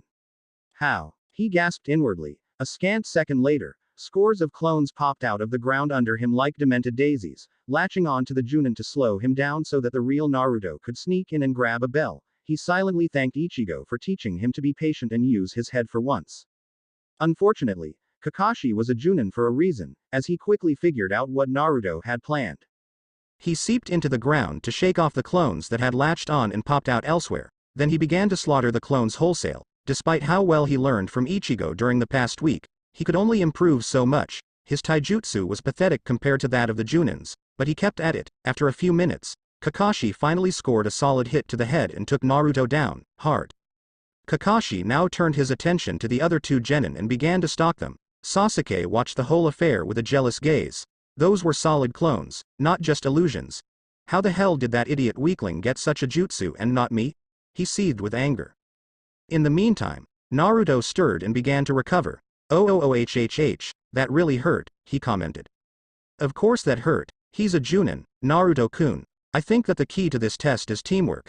I know that you won't like it, but try to at least give it a shot, Sake advised. Naruto thought for a moment, then nodded. Alright, I'll try, but just for the record, they're more likely to attack me than cooperate, he replied as he brought himself back to the real world. In the distance, he heard a scream that he knew was Sakura, so he headed there first. When he reached her, he made some shadow clones to scout around for Kakashi and keep him at bay if it came down to it. He felt a faint chakra residue around her that he recognized as the aftermath of a genjutsu. He concentrated a bit of chakra into a ram seal and barked out Kai. As he broke the genjutsu, the pink-haired girl was under. She stirred and woke up. Sasuke-kun? She asked groggily until the world came into focus and she saw the golden-haired boy. Naruto Baka. She yelled as she threw a punch at him, just for him to deflect it away from him and throw her off balance. So, this is how you thank me for releasing you from that genjutsu. I wanted to ask you and Sasuke if you guys wanted to team up on Kakashi-sensei and work together to get the bells. Ha. As if we would lower ourselves to working with the Dobi, she sneered at him. The object of this test is teamwork. You should have figured that out by now. He's trying to divide us and make us work against each other, he tried to tell her, but she wasn't listening. Shut up, Naruto. Me and Sasuke-kun are gonna pass and you are going back to the academy, she hollered as she ran off to find Sasuke. Damn it, he muttered, they just won't listen to me, he added as he got up to find Sasuke. As luck would have it, one of his patrolling clones had stumbled upon the emo jerk no more than 300 yards away from him and Kakashi was nowhere in the immediate area. When he got to Sasuke, unburied him and brought Sakura back around for a second time, he ran his teamwork idea by him just to have it sneered at. Why should I work with losers like the 2 of you? He told them coldly, mainly glaring at Sakura. Naruto sighed and shook his head. At least I tried, he commented to no one in particular as he calmly walked off toward the clearing to try and draw Kakashi out. Sarutobi was watching the whole thing from his crystal ball in his office and was not impressed with Team 7. Naruto, the dead last, figured out the meaning behind the test and tried to cooperate with his teammates, but they blew him off. Sasuke because of his arrogance and pride, and Sakura just following along blindly. This is already starting to look like the team that I taught, the Sannin, and not for the better, the old Hokage thought darkly as he remembered how the Sannin turned out. Back at the training grounds, a Junin with similar sentiments was watching the drama unfold. Those brats haven't learned their lesson yet, he growled in his mind as he focused on the rest of the exam. The allotted time had elapsed and the genin assembled in front of Kakashi. He chastised Naruto for fighting him solo, but not the Uchiha. He criticized him for not cooperating with Sasuke and Sakura, not the other way around. Naruto was tied to a post in the middle of the field and was forced to watch the others eat while Kakashi walked off somewhere, but he told them that Naruto was not to be fed or they would fail. Sakura sat there in front of a hungry Naruto, gingerly eating her lunch when she heard Naruto's stomach grumble loudly and saw him grimace. Inner Sakura took the opportunity to speak to her. That didn't sound good. It sounded like he hadn't eaten in a while. Never mind breakfast, she commented. Whatever. I am not failing just because that loser can't afford to eat properly, fangirl Sakura countered. Inner Sakura seethed with anger but thought of something. Hey, come here, she said, pulling in and temporarily restraining her annoying main ego and gaining control. Naruto noticed that Sakura got up, looked around and held up a piece of her shrimp to Naruto for him to eat something. Sasuke saw this and lashed out. Don't feed him. I am not going to fail just because of that doby. We need him to have more energy if we're going to stand a chance against Kakashi-sensei. We can't do it alone, she countered. Sasuke thought for a moment, and relented. Fine, here, he spat, thrusting the food into his face. As he did that, Kakashi appeared in front of them, telling them that they passed the test and gave Sasuke the credit for figuring it out. Both Inner Sakura and Ichigo had similar thoughts. That bastard. He's taking all the credit for something he didn't do.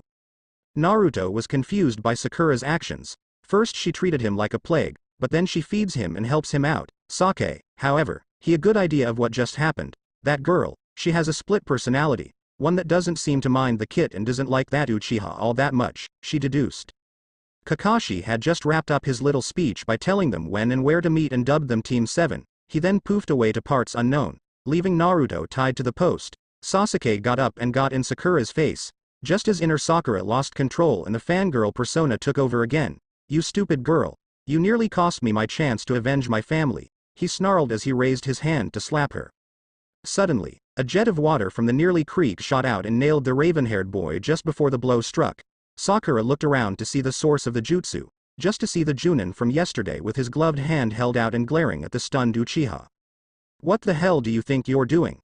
He growled as he walked toward the stump that Naruto was tied to and snapped his fingers. As he did that, the ropes looked like they were slashed with an invisible knife and fell away to free the young blonde boy. This got everyone's attention. He used a jutsu without hand seals. I must have that ability. Sasuke clamored. Hey, you, teach me that. Teach you what? How you did that? You used a jutsu without hand seals or even thinking about it. I must have that power, he demanded. I can't teach anybody to wield this power, and even if I could, I wouldn't teach someone who would strike and abandon his teammates in cold blood, he stated simply, but with an edge to his tone. This got Sasuke's dander up and his pride stung. I said teach me, he roared as he struck out at the tall blonde Junin, just to be caught by his throat and lifted higher. Bad idea, kid, he muttered. Sakura snapped out of his daze just in time to plead for Sasuke. Don't hurt Sasuke-kun. Please don't, he didn't mean it. Ichigo was dumbfounded. This guy was ready to deck her, but she still pleads for him. This is sick. He dropped Sasuke, but the boy wasn't finished yet. He ran through hand seals and called out his jutsu, Kaiten. Gukaku no jutsu. He barked out as he spat a huge fireball at the tall man. He was about to dodge, but he noticed that Naruto and Sakura were still behind him. Damn, he growled. With a wave of his hand, he summoned a shield of water around them to protect them from the blazing heat. As the fireball died down, he vanished from view and appeared behind the wannabe Avenger with his short blade drawn across his throat. You could have killed you teammates, you little bastard, he snarled in a calm, yet still fierce manner. Sakura was again stunned by what this odd man had accomplished. No hand seals or wind-up, just execution. Who was he? Naruto had a different frame of mind. He had seen Ichigo do this before, but it still amazed him every time he saw it. Thanks for the save, Ichigo-san. Ichigo nodded and swiftly knocked out the boy and picked him up by the collar of his shirt. You too, go home. I am taking him to your sensei for a little chat, he ordered them in a tone that demanded compliance. They nodded as he vanished in a swirl of water, taking their violent teammate with him.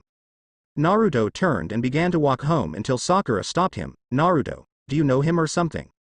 Naruto paused and thought for a moment. Yeah, he's my next door neighbor. He moved in a week ago, but he's actually kinda cool to hang around with. He likes to teach me stuff, Basic stuff like meditation, some basic grappling and taijutsu and a little chakra control. Every day, after kicking my butt into shape, he treats me to some ramen at Ichiraku's. He's a real nice guy and wouldn't hurt anyone without a good reason, he replied, obviously proud to know him. He continued on his way home. The pink-haired girl just stood in silence for a moment before moving. Sasuke's actions gave her more to think about. This was the second time he nearly hit her intentionally and now he nearly killed her. She decided to just put it out of her mind as she trudged home. Anko Mitarashi had just slammed down her third bottle of sake as she gasped, "Ah, ha ha. That hit the spot." She whooped as she reached for another stick of dango. Across the bar, a somewhat intoxicated man sauntered up to her at the bar. Babe," he drawled drunkenly.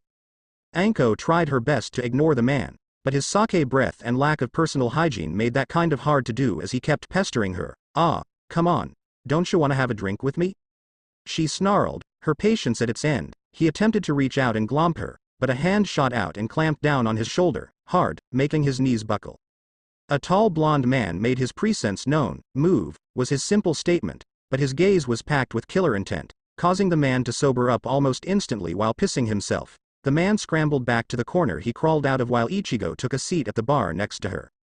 She studied him for a moment. She noted that he looked similar to the fourth, damn similar, but brushed that aside for now as she spoke to him. "I could have handled that." He merely shrugged and replied, "He was in my way and I wanted a drink."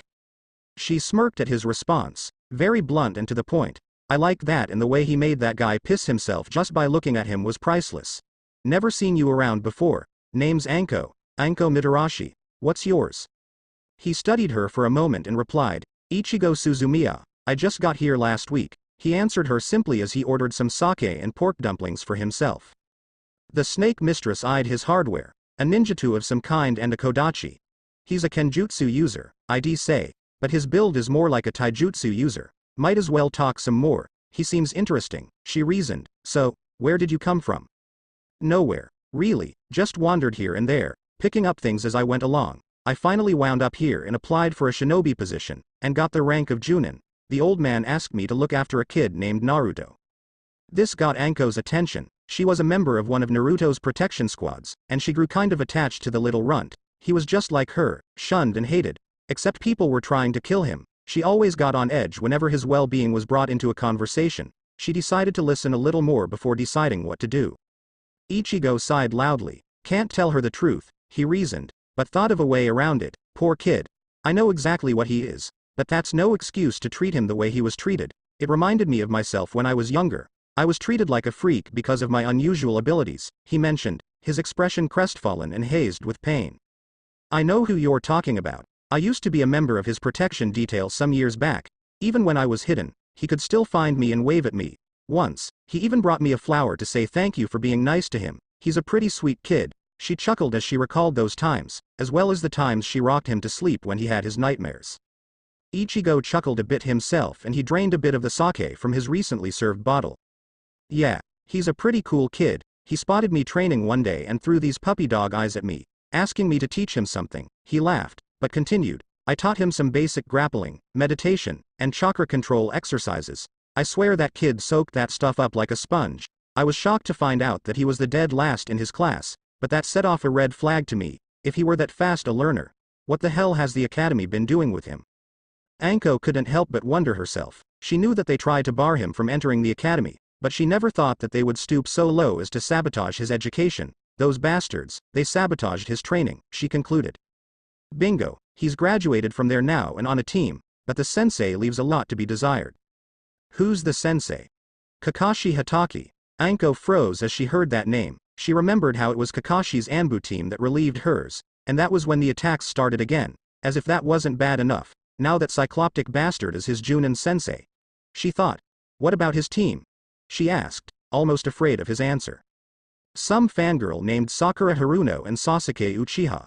Anko let a small growl escape her throat. She had caught many Uchiha trying to harm Naruto, and now he had one on his team. Top that off with an Uchiha fangirl and that asshole who let him get beaten and almost killed, and you've got a recipe for disaster. This wasn't missed by Ichigo as he gulped down a pork dumpling. "Yeah, that's how I feel. That little turd tried to fry Naruto while Kakashi left him tied to a post earlier. I cut him free, knocked out the Uchiha and brought him to Kakashi for some justice, but what does he do? He lets the brat off easy, right? Ichigo smirked. He liked her. She was sharp as a razor and she was just as protective of Naruto as he was. So that made her okay in his book, right? I was so pissed off that I came here to cool down. He related to her as he continued to chow down on his food.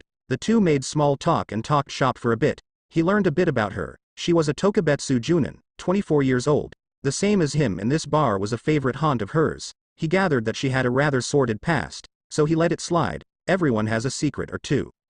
It was beginning to get late and Ichigo was getting worried about Naruto. I'd better get going. I'll see you around sometime, Anko. Sure thing. See ya later, Ichigo, goodbyes said. The tall man left the bar and headed for home. Just as he left, one of her friends, Kurenai Yuhi, came walking into the bar.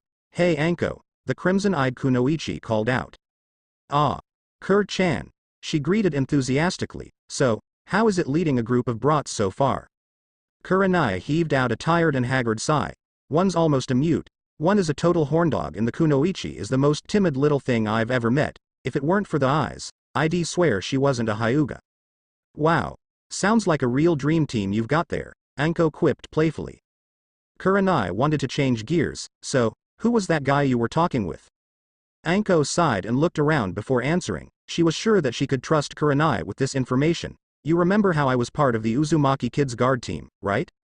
Kurenai was stunned by the serious tone Anko was using, but she nodded as she remembered. He was assigned to protect the kid, and from the looks of the team Naruto was dealt, he's gonna have his work cut out for him. Kurenai shuddered as she remembered when that received their team assignments. Kakashi is his Junin sensei, the same Kakashi that nearly let Naruto be killed on his watch several times. Then there was that Uchiha boy and his fangirl of a teammate. This only compounded Naruto's problems. She had a sinking feeling that Kakashi was going to make the same mistake that the Sandame made with his own team. She had studied on how to be a sensei and read up on the Sandame's team and heard about it from Asuma. How the old Hokage still blames himself for how the team ended up. He favored Orochimaru over his other students because he was a genius. It looked like Kakashi was going to repeat that mistake. Those three will be a serious problem. He made contact with him and is trying to teach him some things because he knows that Kakashi won't teach him squat. That Uchiha kid will get jealous of every little thing and that Haruno girl will be like his personal cheerleader. Making things worse, Anko confided in her friend, in an almost desperate tone. Kurenai knew that her friend was attached to the Uzumaki boy to an extent. Almost like a sibling, Kurenai watched the boy one day and saw the kind of treatment he endured. It sickened her to say the least, but she was shocked to see that he let it all slide right off of him, putting up a strong front to show them that they weren't getting to him. She was also hoping that she would get him on her team, but it didn't pan out that way. She also disliked Kakashi for a few reasons of her own. He read that smut book unabashedly in public, was tardy to everything and just seemed lazy. The two Kunoichi just sat and talked for a while like they usually did, then parted ways. Before hitting the hay for the night, she wished Ichigo luck that he would most definitely need, and wished for Naruto's safety. She couldn't figure out when it happened or how, but that little blonde ball of mischief and energy had wormed his way into her heart. 3 months had come and gone since Ichigo arrived and began his watch over the young Jinchuriki. Things with Team 7 were exasperating at best. The usual routine was that Kakashi would have them perform a mission then disappear for the day and the cycle would repeat itself. He continued to give Naruto a helping hand in secret, teaching him helpful little taijutsu tricks or helping him with his control. He started to do this more regularly when he found that Kakashi was giving Sasuke special training and attention. He felt uneasy when he thought about how Naruto would be if he hadn't come when he did, but pushed it aside. Naruto asked him if he could include Sakura in on the training, but the pink-haired girl refused, opting to instead watch the Uchiha train and fawn over him. Ichigo shook his head in exasperation. Naruto, remember this, you tried to help your teammate, but she refused to be helped. If she gets hurt because she wants to play damsel in distress, it won't be your fault, he told him seriously. Ichigo and Anko had started to hang out and became good friends. He needed a friendly face his own age and she needed another solid friend outside of her job besides Kurenai and Ibiki. He found himself somewhat attracted to her straightforwardness and honesty, as well as a good sense of humor. In all honesty, Anko reminded him of his Shina so much that it hurt. He felt like he was betraying her somehow. She liked his humor and good nature, including the time he pranked Kakashi's team by transforming into Kakashi wearing one of Guy's suits that was a little too small for him in the crotch area, screaming about youth and making them run right through the middle of the village right behind him. They still, however, wouldn't tell each other the whole truth. he got acquainted with Kurenai and Asuma through her and gained a few more friends. Through Kurenai, he met Team 8 and its members. His first impression of Kiba was that he was just a normal boy his age mentality-wise, if not a bit of a horndog. Shino was so silent that it was easy to forget he was even there. Hinata had already met him before, but she was always very shy and had trouble speaking her mind. This concerned him a bit, as it just wasn't normal for a girl so young to be so subdued. Even on the surface, he could tell that something was very wrong. One day, he asked Kurenai about her family and the crimson-eyed Kunoichi sighed heavily. Confirming Ichigo's suspicions about a bad home life, she told him about how Hiyashi Hyuga, her father, had all but abandoned her as clan heir, giving the position to her younger sister, Hanabi.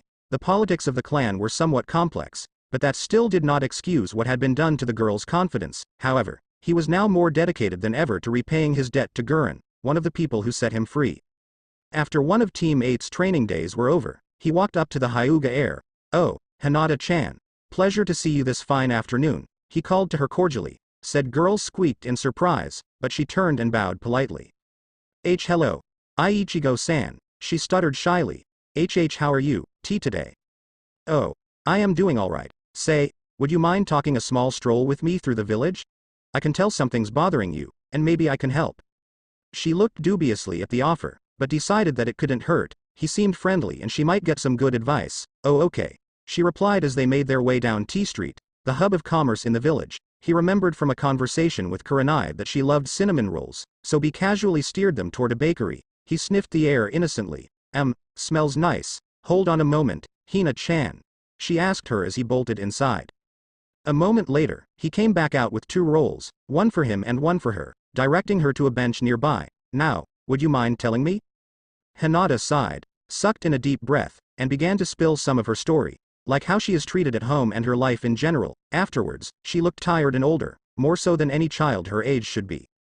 Ichigo mulled over what he learned as he munched on his roll, aside from the fact that he wished he had some milk to go with it. So, instead of facing the facts and acting like a father, he just dumps the blame for all his troubles on her. That pompous ass, he thought darkly, but remembered that the girl had a crush on his descendant. He talked to her about it and learned that she stayed her own hand out of fear of her father and watched Naruto from a distance. He encouraged the young girl to tell Naruto of her feelings. Even just a little at first, over the course of 3 months.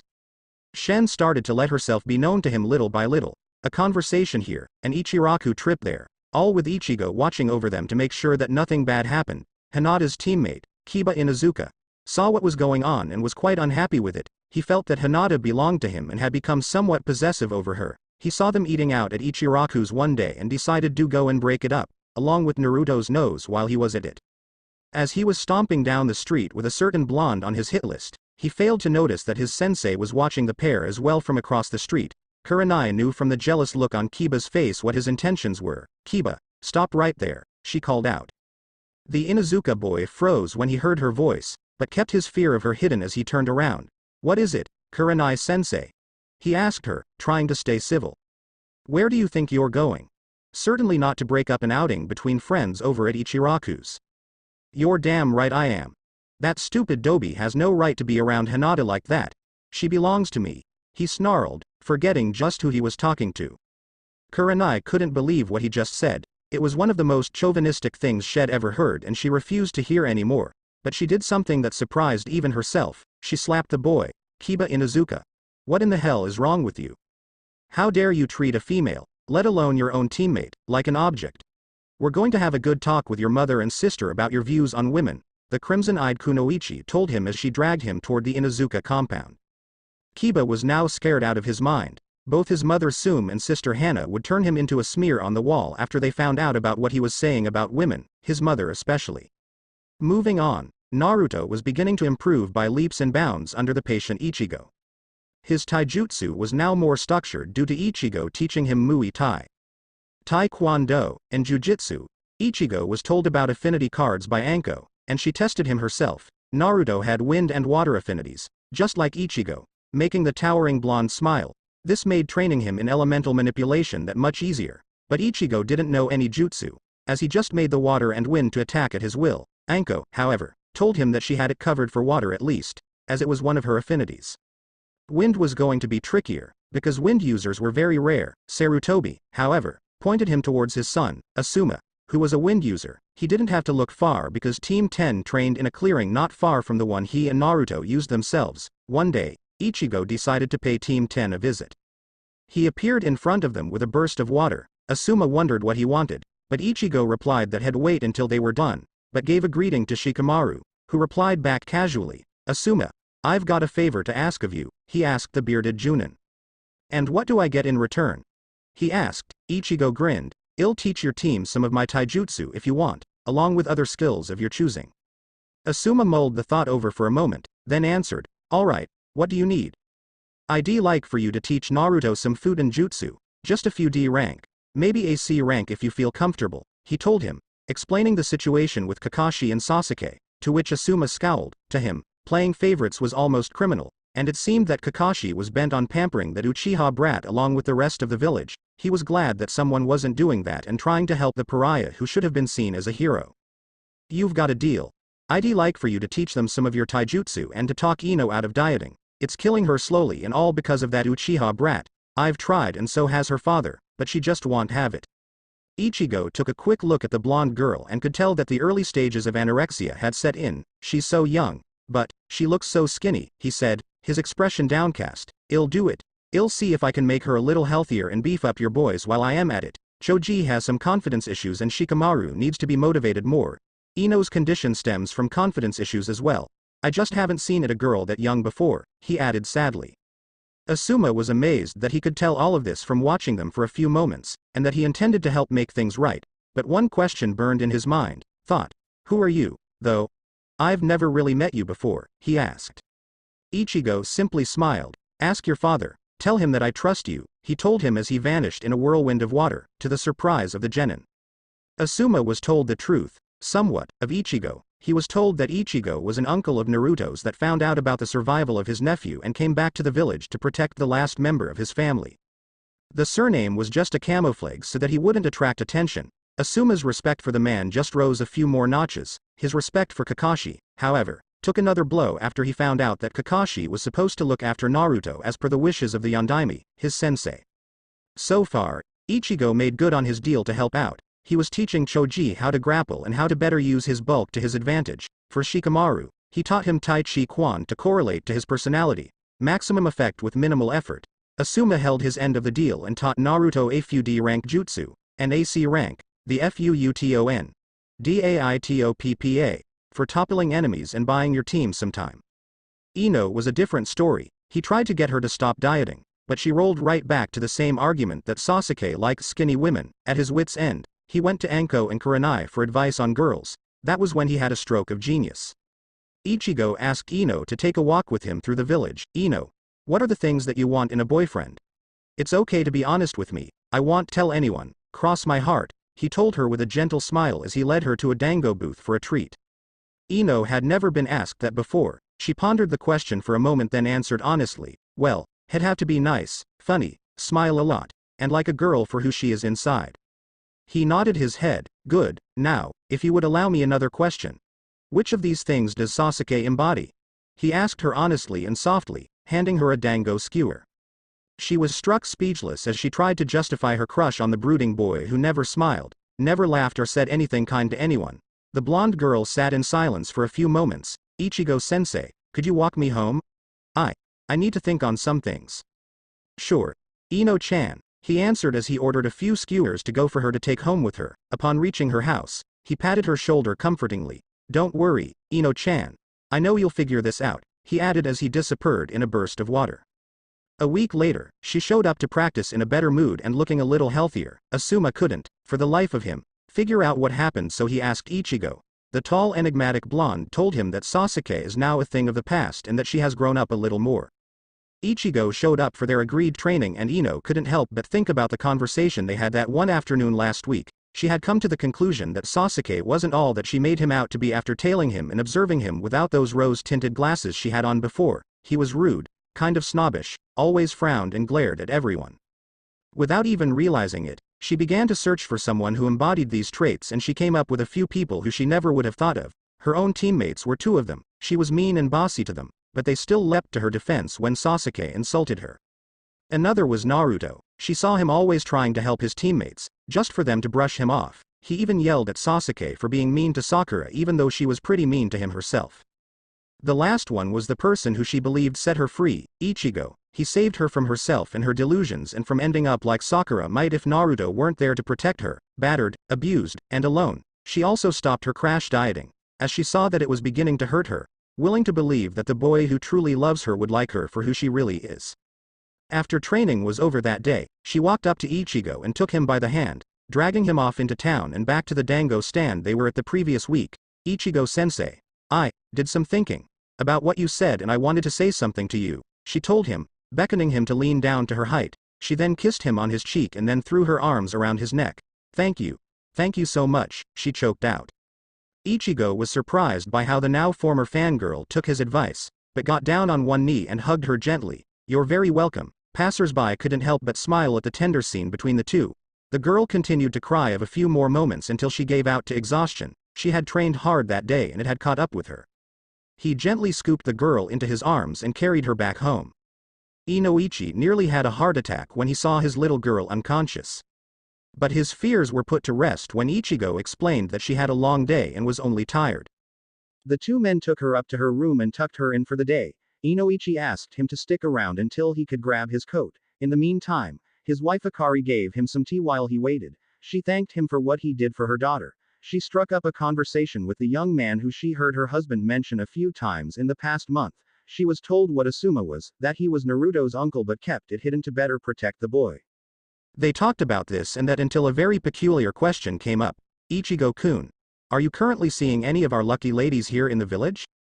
She asked curiously. The curious question nearly made him choke on his tea, but he told her that he wasn't. Right then and there, she secretly wished that they had an older daughter to introduce him to or that Ino was old enough to go after him instead of that ghastly Uchiha. He was saved from more embarrassing questions by Inoichi coming down the stairs. Then the two headed out to a bar that he and his friends visited often.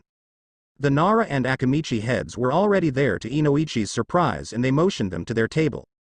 Shuza and Shikaku had wanted to meet the person who had a hand in increasing their children's self-confidence. The Nara head had never seen his boy so driven before and Shuza loved the self-confidence his son was exuding now.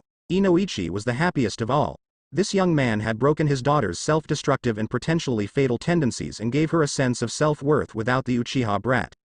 Asuma found out about the details of their little heart-to-heart and was thankful that the girl will be fine from now on. As a thank you, he gave Naruto a small scroll with a couple of higher-end winjutsu, like the Fuuton, Furyuden and the Reppushou, that would make the most of the blonde's massive chakra reserves. Anko had taught him a few water jutsu that she knew, like the Teppoudama, Mizurappa, Suiryuden, and the Suijinheki. She also worked with him on his throwing skills as well. In her exact words, you couldn't hit a bull in the ass with a baseball bat as you are now, so I may as well beat some skill into you. She also stressed the importance of not using his new skills in front of Kakashi or his team unless his life was in danger. They couldn't have Kakashi or Sasuke finding out about the extra training and raising a stink about it, as it would just bring on more headaches.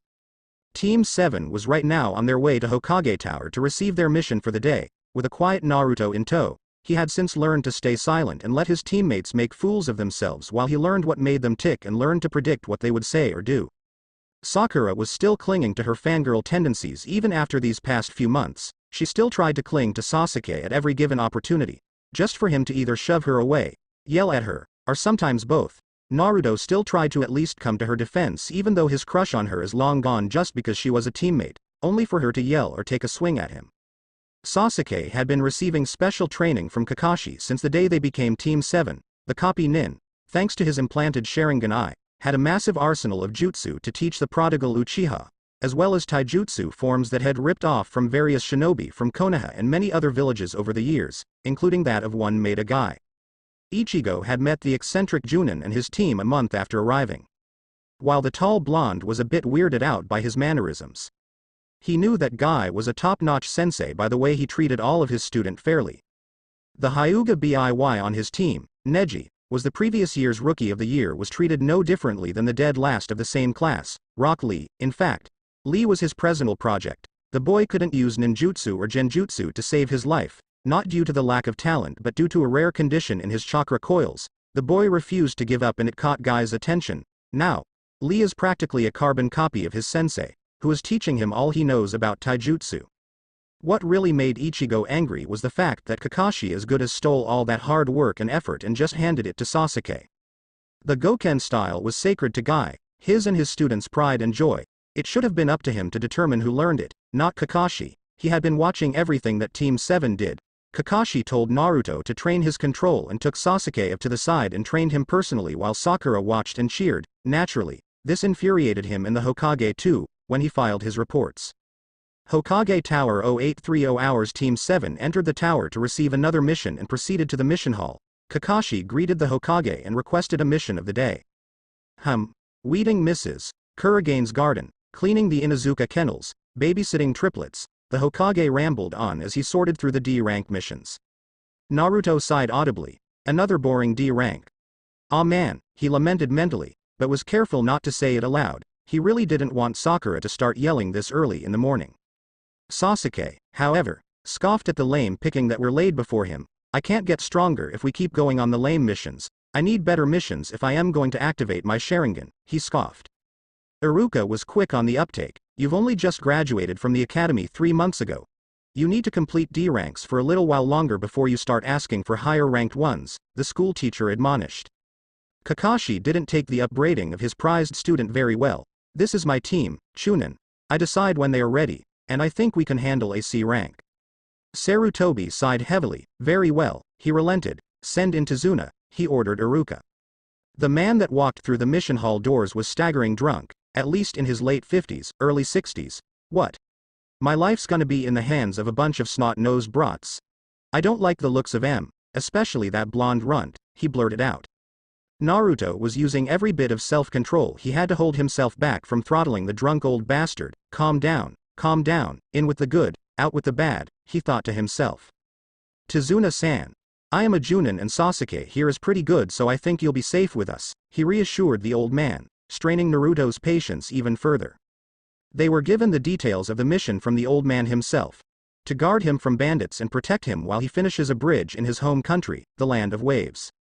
As they were dismissed to go make their preparations for the mission, Ichigo swung in through the window of the hall. Ichigo, I trust you heard the details. The old Hokage asked him. Yeah, I did. Good. Your mission will be to shadow them for the duration of the mission and submit a report back to me of what happened. I'll bounce that off of what Kakashi tells me. Leave out nothing and remain unseen and undetected.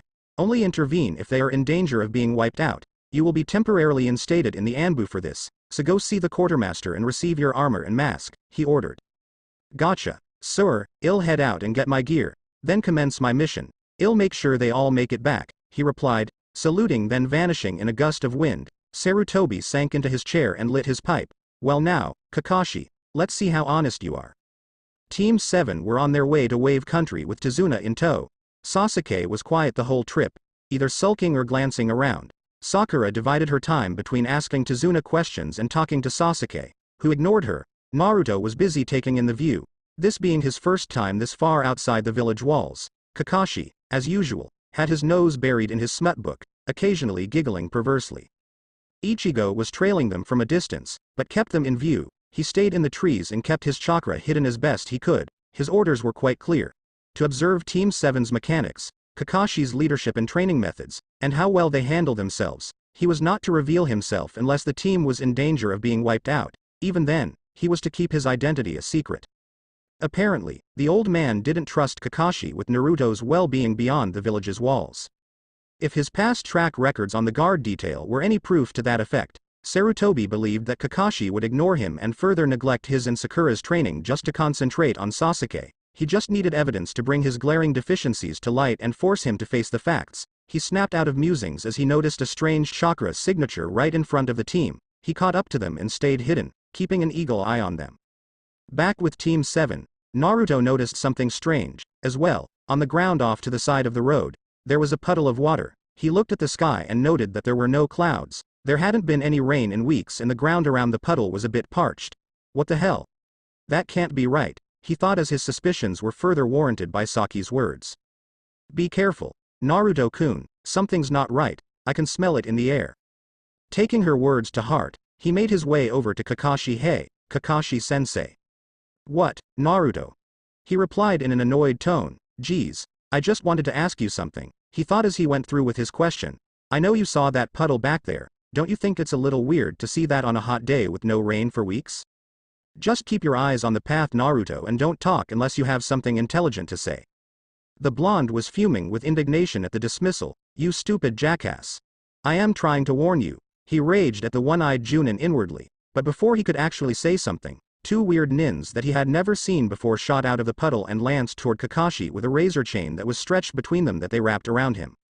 The three genin watched in horror when with a solid tug, the two nuke nin sliced their sensei in half. The two nins then turned their attention to Tazuna and made a beeline for him. Sakura and Tazuna stood frozen in fear, but Naruto tackled them just in time. Get down. He bellowed, although he got slashed by the chain in the process. Sasuke, who was standing nearby, was using his own team and the client as bait to make them forget about him, attack them from their blind spot, pinning their chain to a nearby tree with a few kunai. No, that thing was poisoned. Naruto thought as his vision began to blur. Sake felt the poison enter and start to affect Naruto, but she quickly set to work on nullifying the poison so that it wouldn't hamper her host too much. Naruto-kun, just keep fighting and leave the poison to me. Got it. Sake-chan. He replied back to her as he made some shadow clones to go help Sasuke while he regained his bearings. He felt the Kyuubi begin to counteract the poison in his system as a wave of relief washed over him, but Sakura just looked on, stunned at what just happened. Baka. I wanted Sasuke-kun to save me. She yelled at him, taking a swing at him. Naruto was just tuning her out as he launched himself back into the fray by using one of his new jutsu. He waited for Sasuke to get clear, performed a few hand seal, and launched his attack. Fuuton. Daitapa. The effect was better than he had hoped. The pair were thrown back into the trees, stunning them long enough for the cage buncheons to close in and take them down, hard. Ichigo had witnessed the whole thing and couldn't be any more proud of his student and descendant. Sasuke was in the process of catching his breath when he stopped to think about what Naruto had done. That Dobi took them out with that wind jutsu. Where did he learn that? I need it more. He fumed as Kakashi came back out into the open. Well done, Sasuke. I knew you could handle this. He complimented the Uchiha Avenger before turning to Sakura. You too, Sakura, you protected the client. He then turned his attention to Naruto with a scowl. You didn't do anything except get in the way. You could have hurt the client and Sasuke didn't need your help. That Fuden jutsu was reckless and you could have hurt Sasuke with it. If you can't work with them, you have no place on this team. Ichigo couldn't believe what he just heard. Naruto was the one who tried to work with them and even saved them, but that jackass just gave the credit to them. Instead, he had to use every bit of self-control to avoid breaking cover and kicking his ass. Naruto was just as pissed off. That bastard. I just tried to help out. He thought as his temper started to rise. Then where the hell did you disappear to when you should have been here to help us? He shot back. The one-eyed Junin's lone eye narrowed. I was trying to see who they were after until you interfered. I think it's pretty obvious that they were after the old geezer. They made a beeline right for him. He bellowed as he dropped to one knee clutching his shoulder, the poison still not through with him yet. Said old man rushed to the boy's side, taking off the rag from his head and using it as a bandage. Don't worry, kid. I know that you were the star of the show this time around and you got hurt saving me. Thanks, kid. Tazuna whispered to him as he finished dressing the wound. Naruto gave him a small grin and a nod. Thanks, old man. Kakashi started to grill Tazuna on why he only paid for a C-rank mission when there were enemy shinobi involved. The two shinobi who attacked them were Chunin-level nuke nin from Kiri known as the Demon Brothers.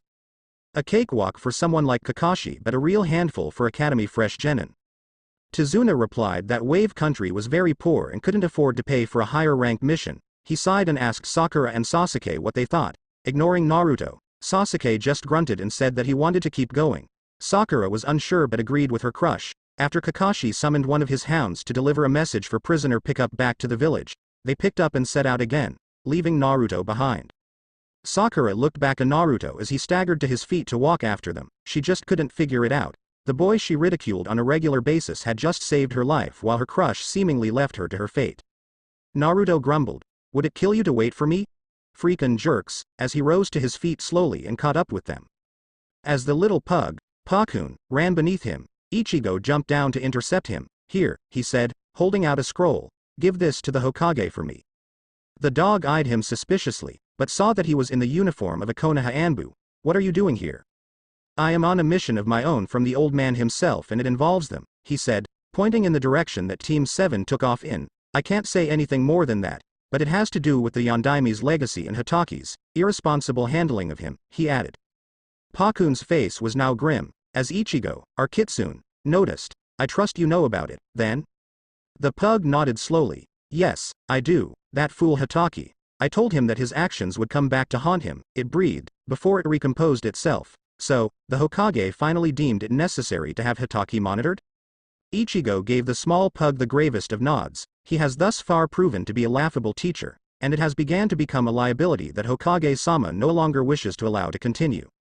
Pakun grunted in agreement. There was nothing to argue about. Kakashi was screwing up and it was only a matter of time before some light was shed on the subject. The small ninkin sighed. You have my word that I won't breath a word of this to Hitaki. I'll deliver your message to the old man, he told the tall fox-masked blonde, accepting the scroll from him. Thank you, he replied while holding a glowing hand of him, giving him chakra, for your time. The pug nodded and continued on his way while Kitsune went on his. I am really starting to hate you, Hitaki. The fox-masked blonde muttered angrily as he started catching up to the team again. Back with Team 7, they had set up camp for the night. Sakura had stuck close to Sasuke more out of habit than anything. Kakashi was reading his orange smut book. Tazuna was resting beneath a tree, and Naruto was crouched near the fire which he started and was cooking some fish that he caught. He was grateful to Ichigo for taking him fishing and showing him how to catch fish quickly. He wiped his brow and called out the chow was on. Before he knew it, the food was gone and not even a single thank you except from Tazuna. The fish were all gone, including the one he set aside for himself, but when he looked over at Sasuke, he had 2 fish in his hands. That jerk. One of those was for me, he thought angrily as he pulled out a ration bar that he was hoping to save for later. Man, I was hoping to save this for later. Sakura watched as Naruto munched on the nasty ration with a grimace while everyone else got to enjoy the grilled fish that he himself prepared. The pink-haired girl was now wrapped in an internal struggle with her inner persona. He looks so dejected and hurt that his own teammates and sensei have no consideration for him and how he even went and cooked dinner for all of us. He didn't even get to enjoy it. Inner Sakura commented sadly. Who cares? That baka should have caught more if he wanted to eat. Sasuke-kun needs food to perform and Naruto just needs to stay out of the way, Sakura huffed. The baka, as you call him, saved your life today while your precious Uchiha let you defenseless and uncovered. That foolish Uchiha nearly got himself killed until Naruto got involved and covered his back, she retorted, still seething with anger at what Kakashi and Sasuke had done earlier. That's not true. Take that back. She shot back, angry that someone had pointed out one of Sasuke's many glaring shortcomings. Make me. Inner Sakura taunted as Sakura lunged at her.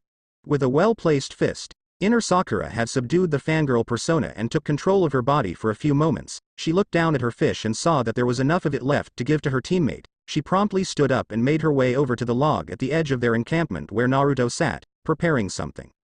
She tapped him on the shoulder to get his attention, but to her dismay, he jumped and flinched away from her. What is it, Sakura?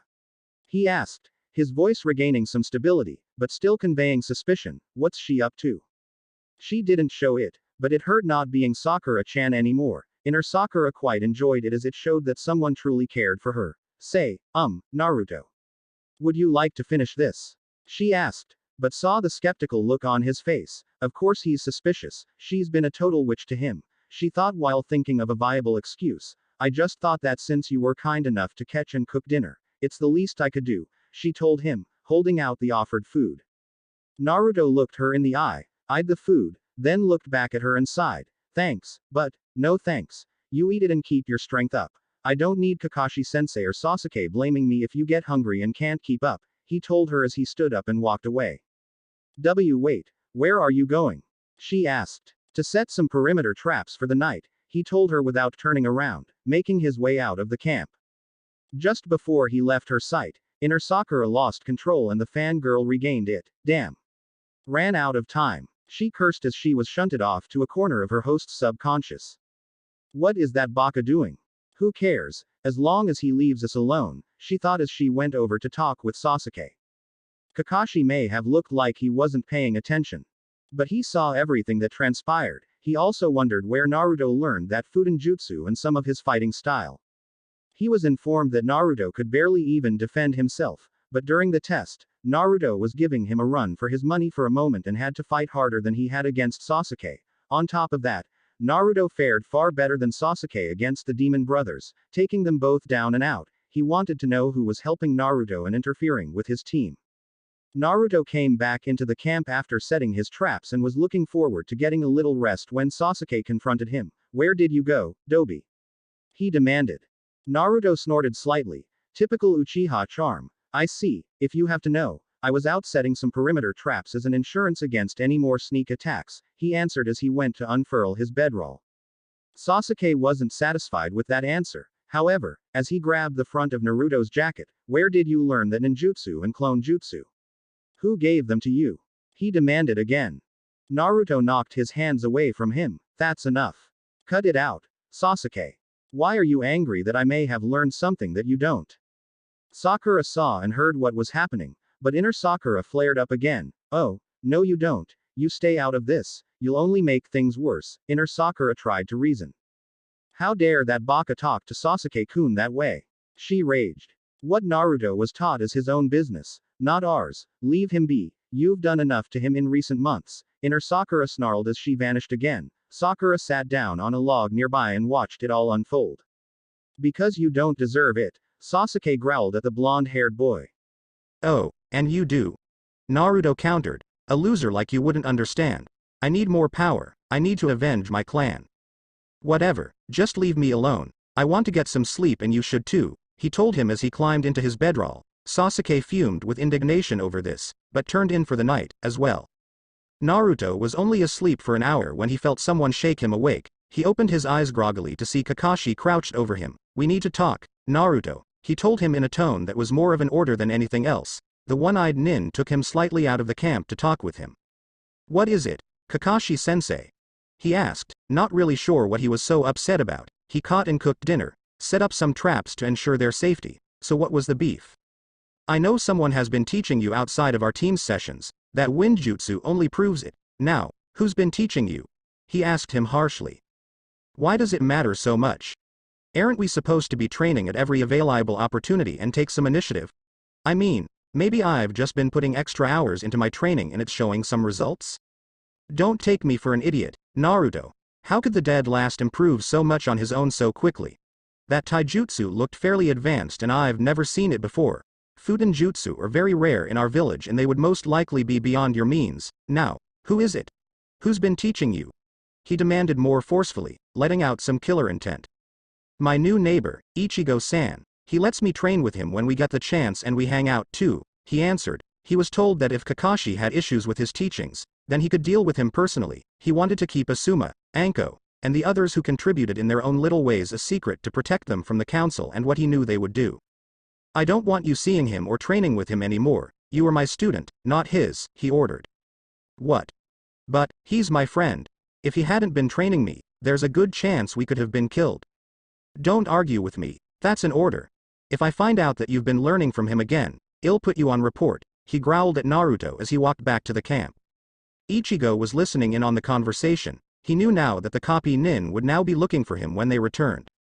But that hardly mattered right now. At least he didn't spill everything. That douchebag has another thing coming when he gets back to the village and after I file this report with the old man. I'll never stop training Naruto. Regardless of how mad Kakashi Teme gets, if he has a problem with it, he can face me, not bully the kid out of it, he thought angrily as he made a small platoon of Kage Bunshin to keep watch while he got a little sleep. Naruto woke up and stretched out the stiffness in his body as he made his way to the nearby stream to wash his face. He washed up, packed his gear in and pulled out a ration bar to eat for breakfast. The ingratitude for his cooking dinner the previous night convinced him that he needn't do it again. The rest of the team woke up as he sat on his stump, his gaze directed away from the encampment. Kakashi was still a little sore at Naruto from the other day, but pushed that aside as he ordered the rest of the team to pack it in and get moving. They came up to a pier of sorts that was shrouded in mist as Tazuna signaled someone with a small boat. The ruddy-faced man who piloted the small craft had a wary eye on the shinobi. These the ones, Tazuna? He asked. Tazuna nodded. The man shook his head. I hope this is worth the risk we're running. He sighed as they all boarded the boat that was bound for Wave. Ichigo watched as the boat scuttled out to Wave and began to trek over the water and meet the boat on the other side. He thought about what had happened throughout this mission so far and he wasn't impressed with the copy nin's ability to be unbiased and fair with his team, with the rest of Team 7 falling in right behind him. Right from the get-go. Sasuke left a bad taste in his mouth. The kid had a bad attitude, enough said. Sakura wasn't much better, just blindly following along with the Uchiha kid. Kakashi was very biased and obviously disliked Naruto, disparaging him and talking down to him at every opportunity. Just icing on the cake that would be the final report, he thought as he began to approach dry land. Team 7 piled out of the boat and were now on wave territory and continued their trek towards Tizuna's village when Naruto noticed something rustling in the bushes. Chucking a kunai at it, they found that he nearly hit a snow-white rabbit. Sakura yelled at him for scaring everyone like that. But Kakashi actually thought that Naruto was onto something even if he'd never admit to it. He knew that the rabbit's fur should have been white in late summer, so someone used it as a kawarimi. Suddenly, a thick mist began to roll in and blanket the area, putting them all on edge. Suddenly, Kakashi threw them all to the ground as a massive sword buzzed over their heads. A cold, menacing laugh rang from out of the mist. So many areas to choose from. 8 instant death points, the heart first, or maybe the head, it taunted as a figure emerged from the mist. Kakashi's visible eye widened with recognition. Zabuza Momochi, he growled. Zabuza let out a bark of laughter as he recognized his opponent, Sharingan Kakashi. What a small world this is, he commented aloud, his voice packed with amusement. Kakashi-sensei, who is he? Sakura asked him timidly. He's Zabuza Momochi, an A-rank criminal from the Mist Village, also known as the Demon of the Mist for killing 100 of his classmates to graduate from the Mist Academy, he told them, making Sakura go white in terror. Stay back and guard Tizuna, I'll handle him. Ah, yes, such fond memories, but now, let's get down to business. Fork over the old man and you and your brats can walk away, the brow-less missing Nin demanded. Sorry, but we've got a job to do, he replied while unveiling his Sharingan eye. Oh ho. Resorting to the Sharingan, already? I am honored, Zabuza sneered in mock gratitude while readying his Zanbatu and making a hand seal that made the mist get even thicker. His killing intent permeated the air, making all but Kakashi stand paralyzed with fear. He turned to them and reassured them that he'd handle the situation and the two Junin went head to head, Zabuza using his water jutsu and Kakashi copying it and countering him. What Kakashi didn't expect was for Zabuza to make some Mizu Bunshin to go after his team. Naruto and Sasuke were doing everything they could to fend off the attacking water clones, but they were being beaten back. Damn, this is bad. I guess it's time for another jutsu. He reasoned as he made a few Kage Bunshin to keep the clones at bay for a few precious seconds while he weaved those hand seals for one of the bigger wind jutsu he knew, courtesy of Asuma-sensei. As soon as he saw that Sasuke was in the clear and he had a few Bunshin lined up, he let them have it. Fuuton. Furuden. He screamed out as a large dragon made of wind shredded the offending Bunshin with extreme prejudice. The jutsu was so loud and destructive, that both Kakashi and Zabuza took notice. That brat has some skill, taking down my water clones like that, he commented but saw that Kakashi was still distracted and took full advantage of it, trapping him in the water prison jutsu. Now, Kakashi looked on as more water clones sprang up and began to assault his fledgling team. From his nearby perch, Ichigo swore loudly, that idiot, he should know better than to take his eyes off of his opponent. He grumbled as he fuxed a bit, with a sharp thrust of his hand and a grunt. A blade of wind sliced the Bunshin horde in half and halted the assault in its tracks. There, that should even the odds, he murmured as he turned his attention back to the battle. He was about to move in to free Kakashi, but saw that Naruto already had the situation well under control. Not even stopping to wonder where that wind blade came from, Naruto worked out a plan to free Kakashi. He made even more Kage Bunshin and had them throw everything they had at Zabuza to keep him busy while he aimed another jutsu right at him. There was plenty of water all around him, so he went with a water jutsu. Suiruden, he cried and a water dragon bore down on Zabuza. Between the thrown weapons and the jutsu, Zabuza knew he had to let the jutsu go if he wanted to keep his arm, so he disengaged and broke away.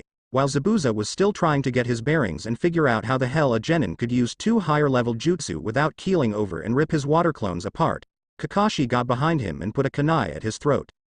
Game over, Zabuza, he told the Kiri missing Nin. Before Kakashi could even flinch, a trio of Senbon buried themselves in Zabuza's neck, sending him crashing lifelessly to the ground. A masked hunter Nin dropped out of the trees and greeted the team. I greatly appreciate that you defeated him and made my job easier, the masked Nin said coolly while loading up Zabuza. Goodbye, he told them as he disappeared with the body.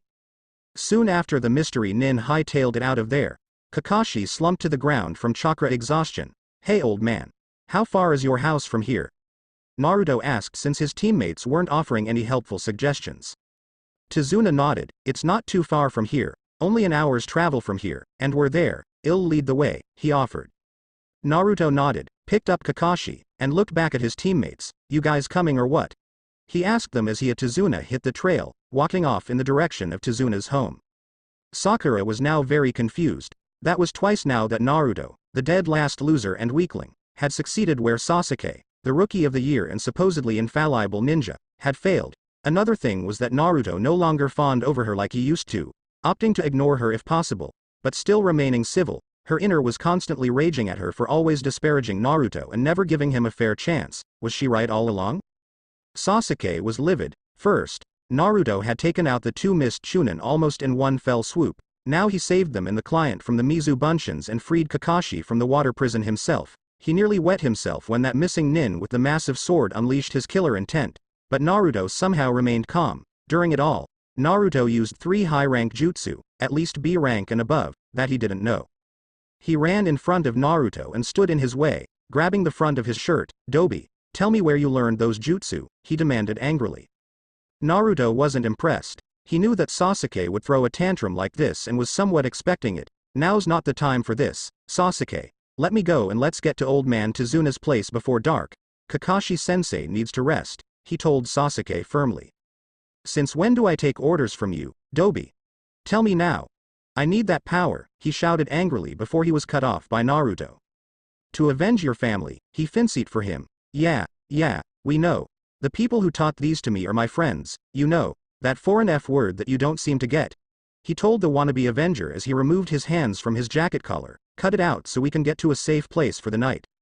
Sasuke was about to deck Naruto when Sakura did something odd. She moved to defend Naruto. Naruto's right. This won't solve anything and we need to get Kakashi-sensei to a safe place. We won't stand a chance if we get attacked like that again. Now let's go, she told him firmly. Tizuna had had quite enough of this little prima donna's attitude, as well. Cut it out, kid, the blonde is right. We don't know what else might hit us if we stay here while you piss and moan. Now let's go. With that, they were on their way and made it to his house just after nightfall. Ichigo was still watching and knew that the hunter nin must have been an accomplice of that freaky guy somehow. From what he read, the hunters were supposed to burn the body in sight and make off with only the head. He decided against chasing him, though, as his mission was to stick close to Team 7.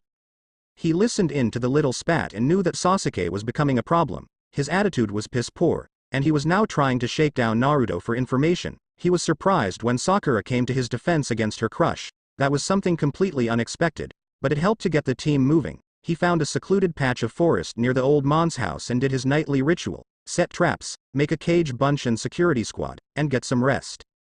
Tizuna introduced the team to his family. His daughter, Tsunami, was a lovely woman with a very motherly air to her. Inari, her son, seemed very broody and angry. After eating dinner and Naruto volunteered for the first watch, Sakura laid down in a bed that Tsunami provided, thinking about what had happened. Did I do the right thing in arguing with Sasuke-kun? She wondered. All you did was defend your teammate and agree with a perfectly sensible plan. Your crush wanted to stay there and get into a pissing match that not even Naruto felt like getting into after what had just happened. So yes, you did the right thing, choosing survival over indulging your crush, inner Sakura reasoned. What if he doesn't like me anymore after I argued with him? This is all Naruto's, she began to wail but was cut off. No, said forcefully, this is not Naruto's fault. He just took command when the chips were down and was trying to get his team to safety. At this rate, he's putting some truth behind his claims of becoming Hokage someday. He's showing the leadership and responsibility that you and Sasuke thought you had. But don't even think of blaming him for something you yourself did. It's about time that you grew up and faced reality. The whole damsel in distress bit only works when your Prince Charmless actually gives a rat's ass about you. If it weren't for Naruto, we'd be dead right now and the mission would be a failure. Think about that, she snarled while fading back into the recesses of Sakura's mind, leaving her host to think on things. The next day, Kakashi woke up and addressed his team. He was told that Naruto was the one responsible for getting him to a safe place to recover and taking up the responsibility of command while he was down, but didn't really want to believe it. He went over what happened with the hunter nin and concluded that Zabuza was still alive and could attack again. Naruto swore silently. Damn. I knew it, he breathed. Kakashi couldn't help hear that part. Naruto, care to enlighten us on what you were saying? He looked at Kakashi warily, but endeavored to explain. I was reading up in the library during our off time and learned that hunter nins are supposed to dispose of the body on site and bring back only the head as proof of death. This guy didn't. Furthermore, the weapon he used were senbon. Where those senbon hit, it couldn't have possibly killed him. I read that it's possible to put someone in a death-like state, however, he explained to his stunned team. Sasuke was the first to snap out of it. How would an idiot like you know that? He scoffed at the blonde boy. Naruto narrowed his eyes at the supposed prodigy. I can read, Sasuke, he replied sarcastically. My neighbor likes to read and study, and he also lent me some books on stuff like that and it interested me, he explained. Naruto. What's happened to you? You were never like this, Sakura blurted out. You think I liked being an idiot, Sakura? Do you think I enjoyed throwing on that fake smile to hide how I really felt and thought? Did you ever really know me at all to make that kind of assumption? He asked her with an edge to his voice before he turned his attention back to the team as a whole. I figured that since I would be going on missions like this someday, I might as well learn something and possibly save my teammates in the process. Like today, he told her with an expression of sadness and anger. He switched topics and addressed Kakashi. Kakashi-sensei, are there any exercises that we can work on while you recover? He requested. Kakashi blinked owlishly. I happen to have just the exercise for you all. Follow me, he told them while dragging himself to his feet. Inside, he was torn between pride that his student took the initiative to study during his off time and also took command while he was down and loathing that said student was the dead last and not his star pupil. Sasuke Uchiha. Also, he was fuming at the fact that Ichigo came up again, and was teaching the blonde all sorts of useful things while Kakashi let him stagnate. His orders from the council were quite clear. Naruto Uzumaki must be suppressed, his growth must be stunted so that his death will come on assignment and not look suspicious. Ichigo was messing up his progress in that mission. The team came to a clearing with many tall trees. Kakashi turned and addressed his team. Okay, now the exercise I will be teaching you will be to climb trees. Sasuke scoffed at the training. What good will that do? Even the Dobi can do that. The copy nin shook his head. No, I meant without your hands, he corrected while he walked right up the tree and hung from a thick branch. Smirking at their reactions, he looked again and found that Naruto was missing. Where's Naruto? He inquired, but a voice from higher up cut him off. Looking for me? He asked, hanging from a branch directly above him, looking down straight at them with a deadpan look on his features. Kakashi swallowed his surprise and commented, well, I can see you're ahead of the curve here, Naruto, but can you do it again? He challenged. Naruto shrugged and casually walked straight up the tree to a higher branch. What now? From a nearby tree, Ichigo was nearly rolling with laughter at the shocked faces of Team 7. He was the one to teach him that and it only took a few hours for him to learn it. In fact, they were working on water walking before he left. The Cage Bunshin training method was a real boon when used properly. Kakashi was stewing silently. He wasn't supposed to know things like this. Hokage-sama needs to stop this Ichigo from interfering and stealing my student, he mused angrily. That's enough showing off. Naruto, get down here, now, he ordered. Naruto and Ichigo scowled and knew what was to come. Naruto leapt down to the ground and faced his sensei. Why didn't you tell us about your abilities beforehand? You should have told us and taught them to Sasuke, he scolded. Naruto looked at him as if he grew another head before replying. Why should I? Don't think I don't know about the extra training you give Sasuke after you chase me away after our team meetings. I learned all of this in my free time, not from you, he replied, clearly not amused by his accusations and blatant favoritism. Watch your tone with me, Genin. What I do after the team meetings is my own business, not yours, he shot back in a scathing tone. He turned his attention back to the rest of Team 7. Now, I want the rest of you to give it a shot while Naruto and I go have a little talk, he finished. Sakura watched the two of them disappear from view while thinking about what just happened. During the course of this mission, Naruto had proven that he was just as capable as Sasuke and hadn't bothered or spoke to her once, or even looked at her unless the situation demanded it. Kakashi-sensei was acting really weird, too. Why would he get so mad that somebody would take some initiative to learn on their own? I almost seemed as if Kakashi-sensei had something personal against Naruto. Inner Sakura was contemplating these facts away from her host's notice. What is going on here? Why is Kakashi so hell-bent on snubbing Naruto like that and only concentrating on that snob Sasuke? Sasuke was fuming with rage at the fact that the Dobi had again shown himself to be superior. He was almost like a different person compared to their academy days. It all started the day of their team selections when he flipped out on all of them and that mysterious Junin started to show up around Naruto, as if he were watching over him. Sasuke was desperate to get his hands on the power that tall blonde man displayed so casually the day of their team test. I want that power. I need it to fulfill my vengeance against my brother. I'll just have the council make him give me his secrets. Ichigo followed Kakashi and Naruto silently in order to hear the conversation. He really didn't like what he was hearing. Naruto. Why won't you give those jutsu to Sasuke? He needs them a lot more than you do. Naruto didn't respond at first, as he was digging in his ear with his finger. What? I couldn't hear you. My bullshit filter got clogged and I had to clean it out, he replied sarcastically. Stop that right now, young man, he chastised sternly. He needs those jutsu more than you. Try to get that neighbor of yours to train him, too, he added, a touch of desperation in his words. Are you nuts? He hates Sasuke and would rather neuter him with a rusty spoon than have anything to do with him after what happened after you left the day you gave us that test, he argued. What do you mean by that? After you left, he tried to slap Sakura for no reason. But Ichigo-san stopped him with a small water blast and cut me loose from the log you left me tied to. Sasuke tried to get him to train him, but he refused. Sasuke threw a tantrum and tried to attack him, only to get stopped cold. Sakura begged him not to hurt Sasuke, so let him go. After he did that, Sasuke thought it would be a good idea to roast us all alive with a Gukaku. Thankfully, Ichigo-san made sure you still even had a team by protecting me and Sakura with a water shield. When the fire died down, Ichigo-san knocked him out and told us both to go home and that he'd take Sasuke to you for punishment, as he said that it wasn't his place to do it. Kakashi swore inwardly, after something like that.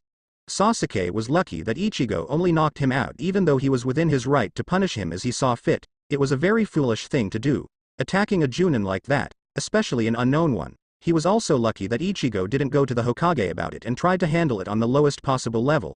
There was no chance at ever getting the blonde man to teach Sasuke his secrets, much less Naruto. What will you work on, now? I am gonna go work on water walking. I was working on it before we took this mission. Later, he told Kakashi nonchalantly as he walked toward a small creek he spotted on the way to the clearing. Thanks for watching.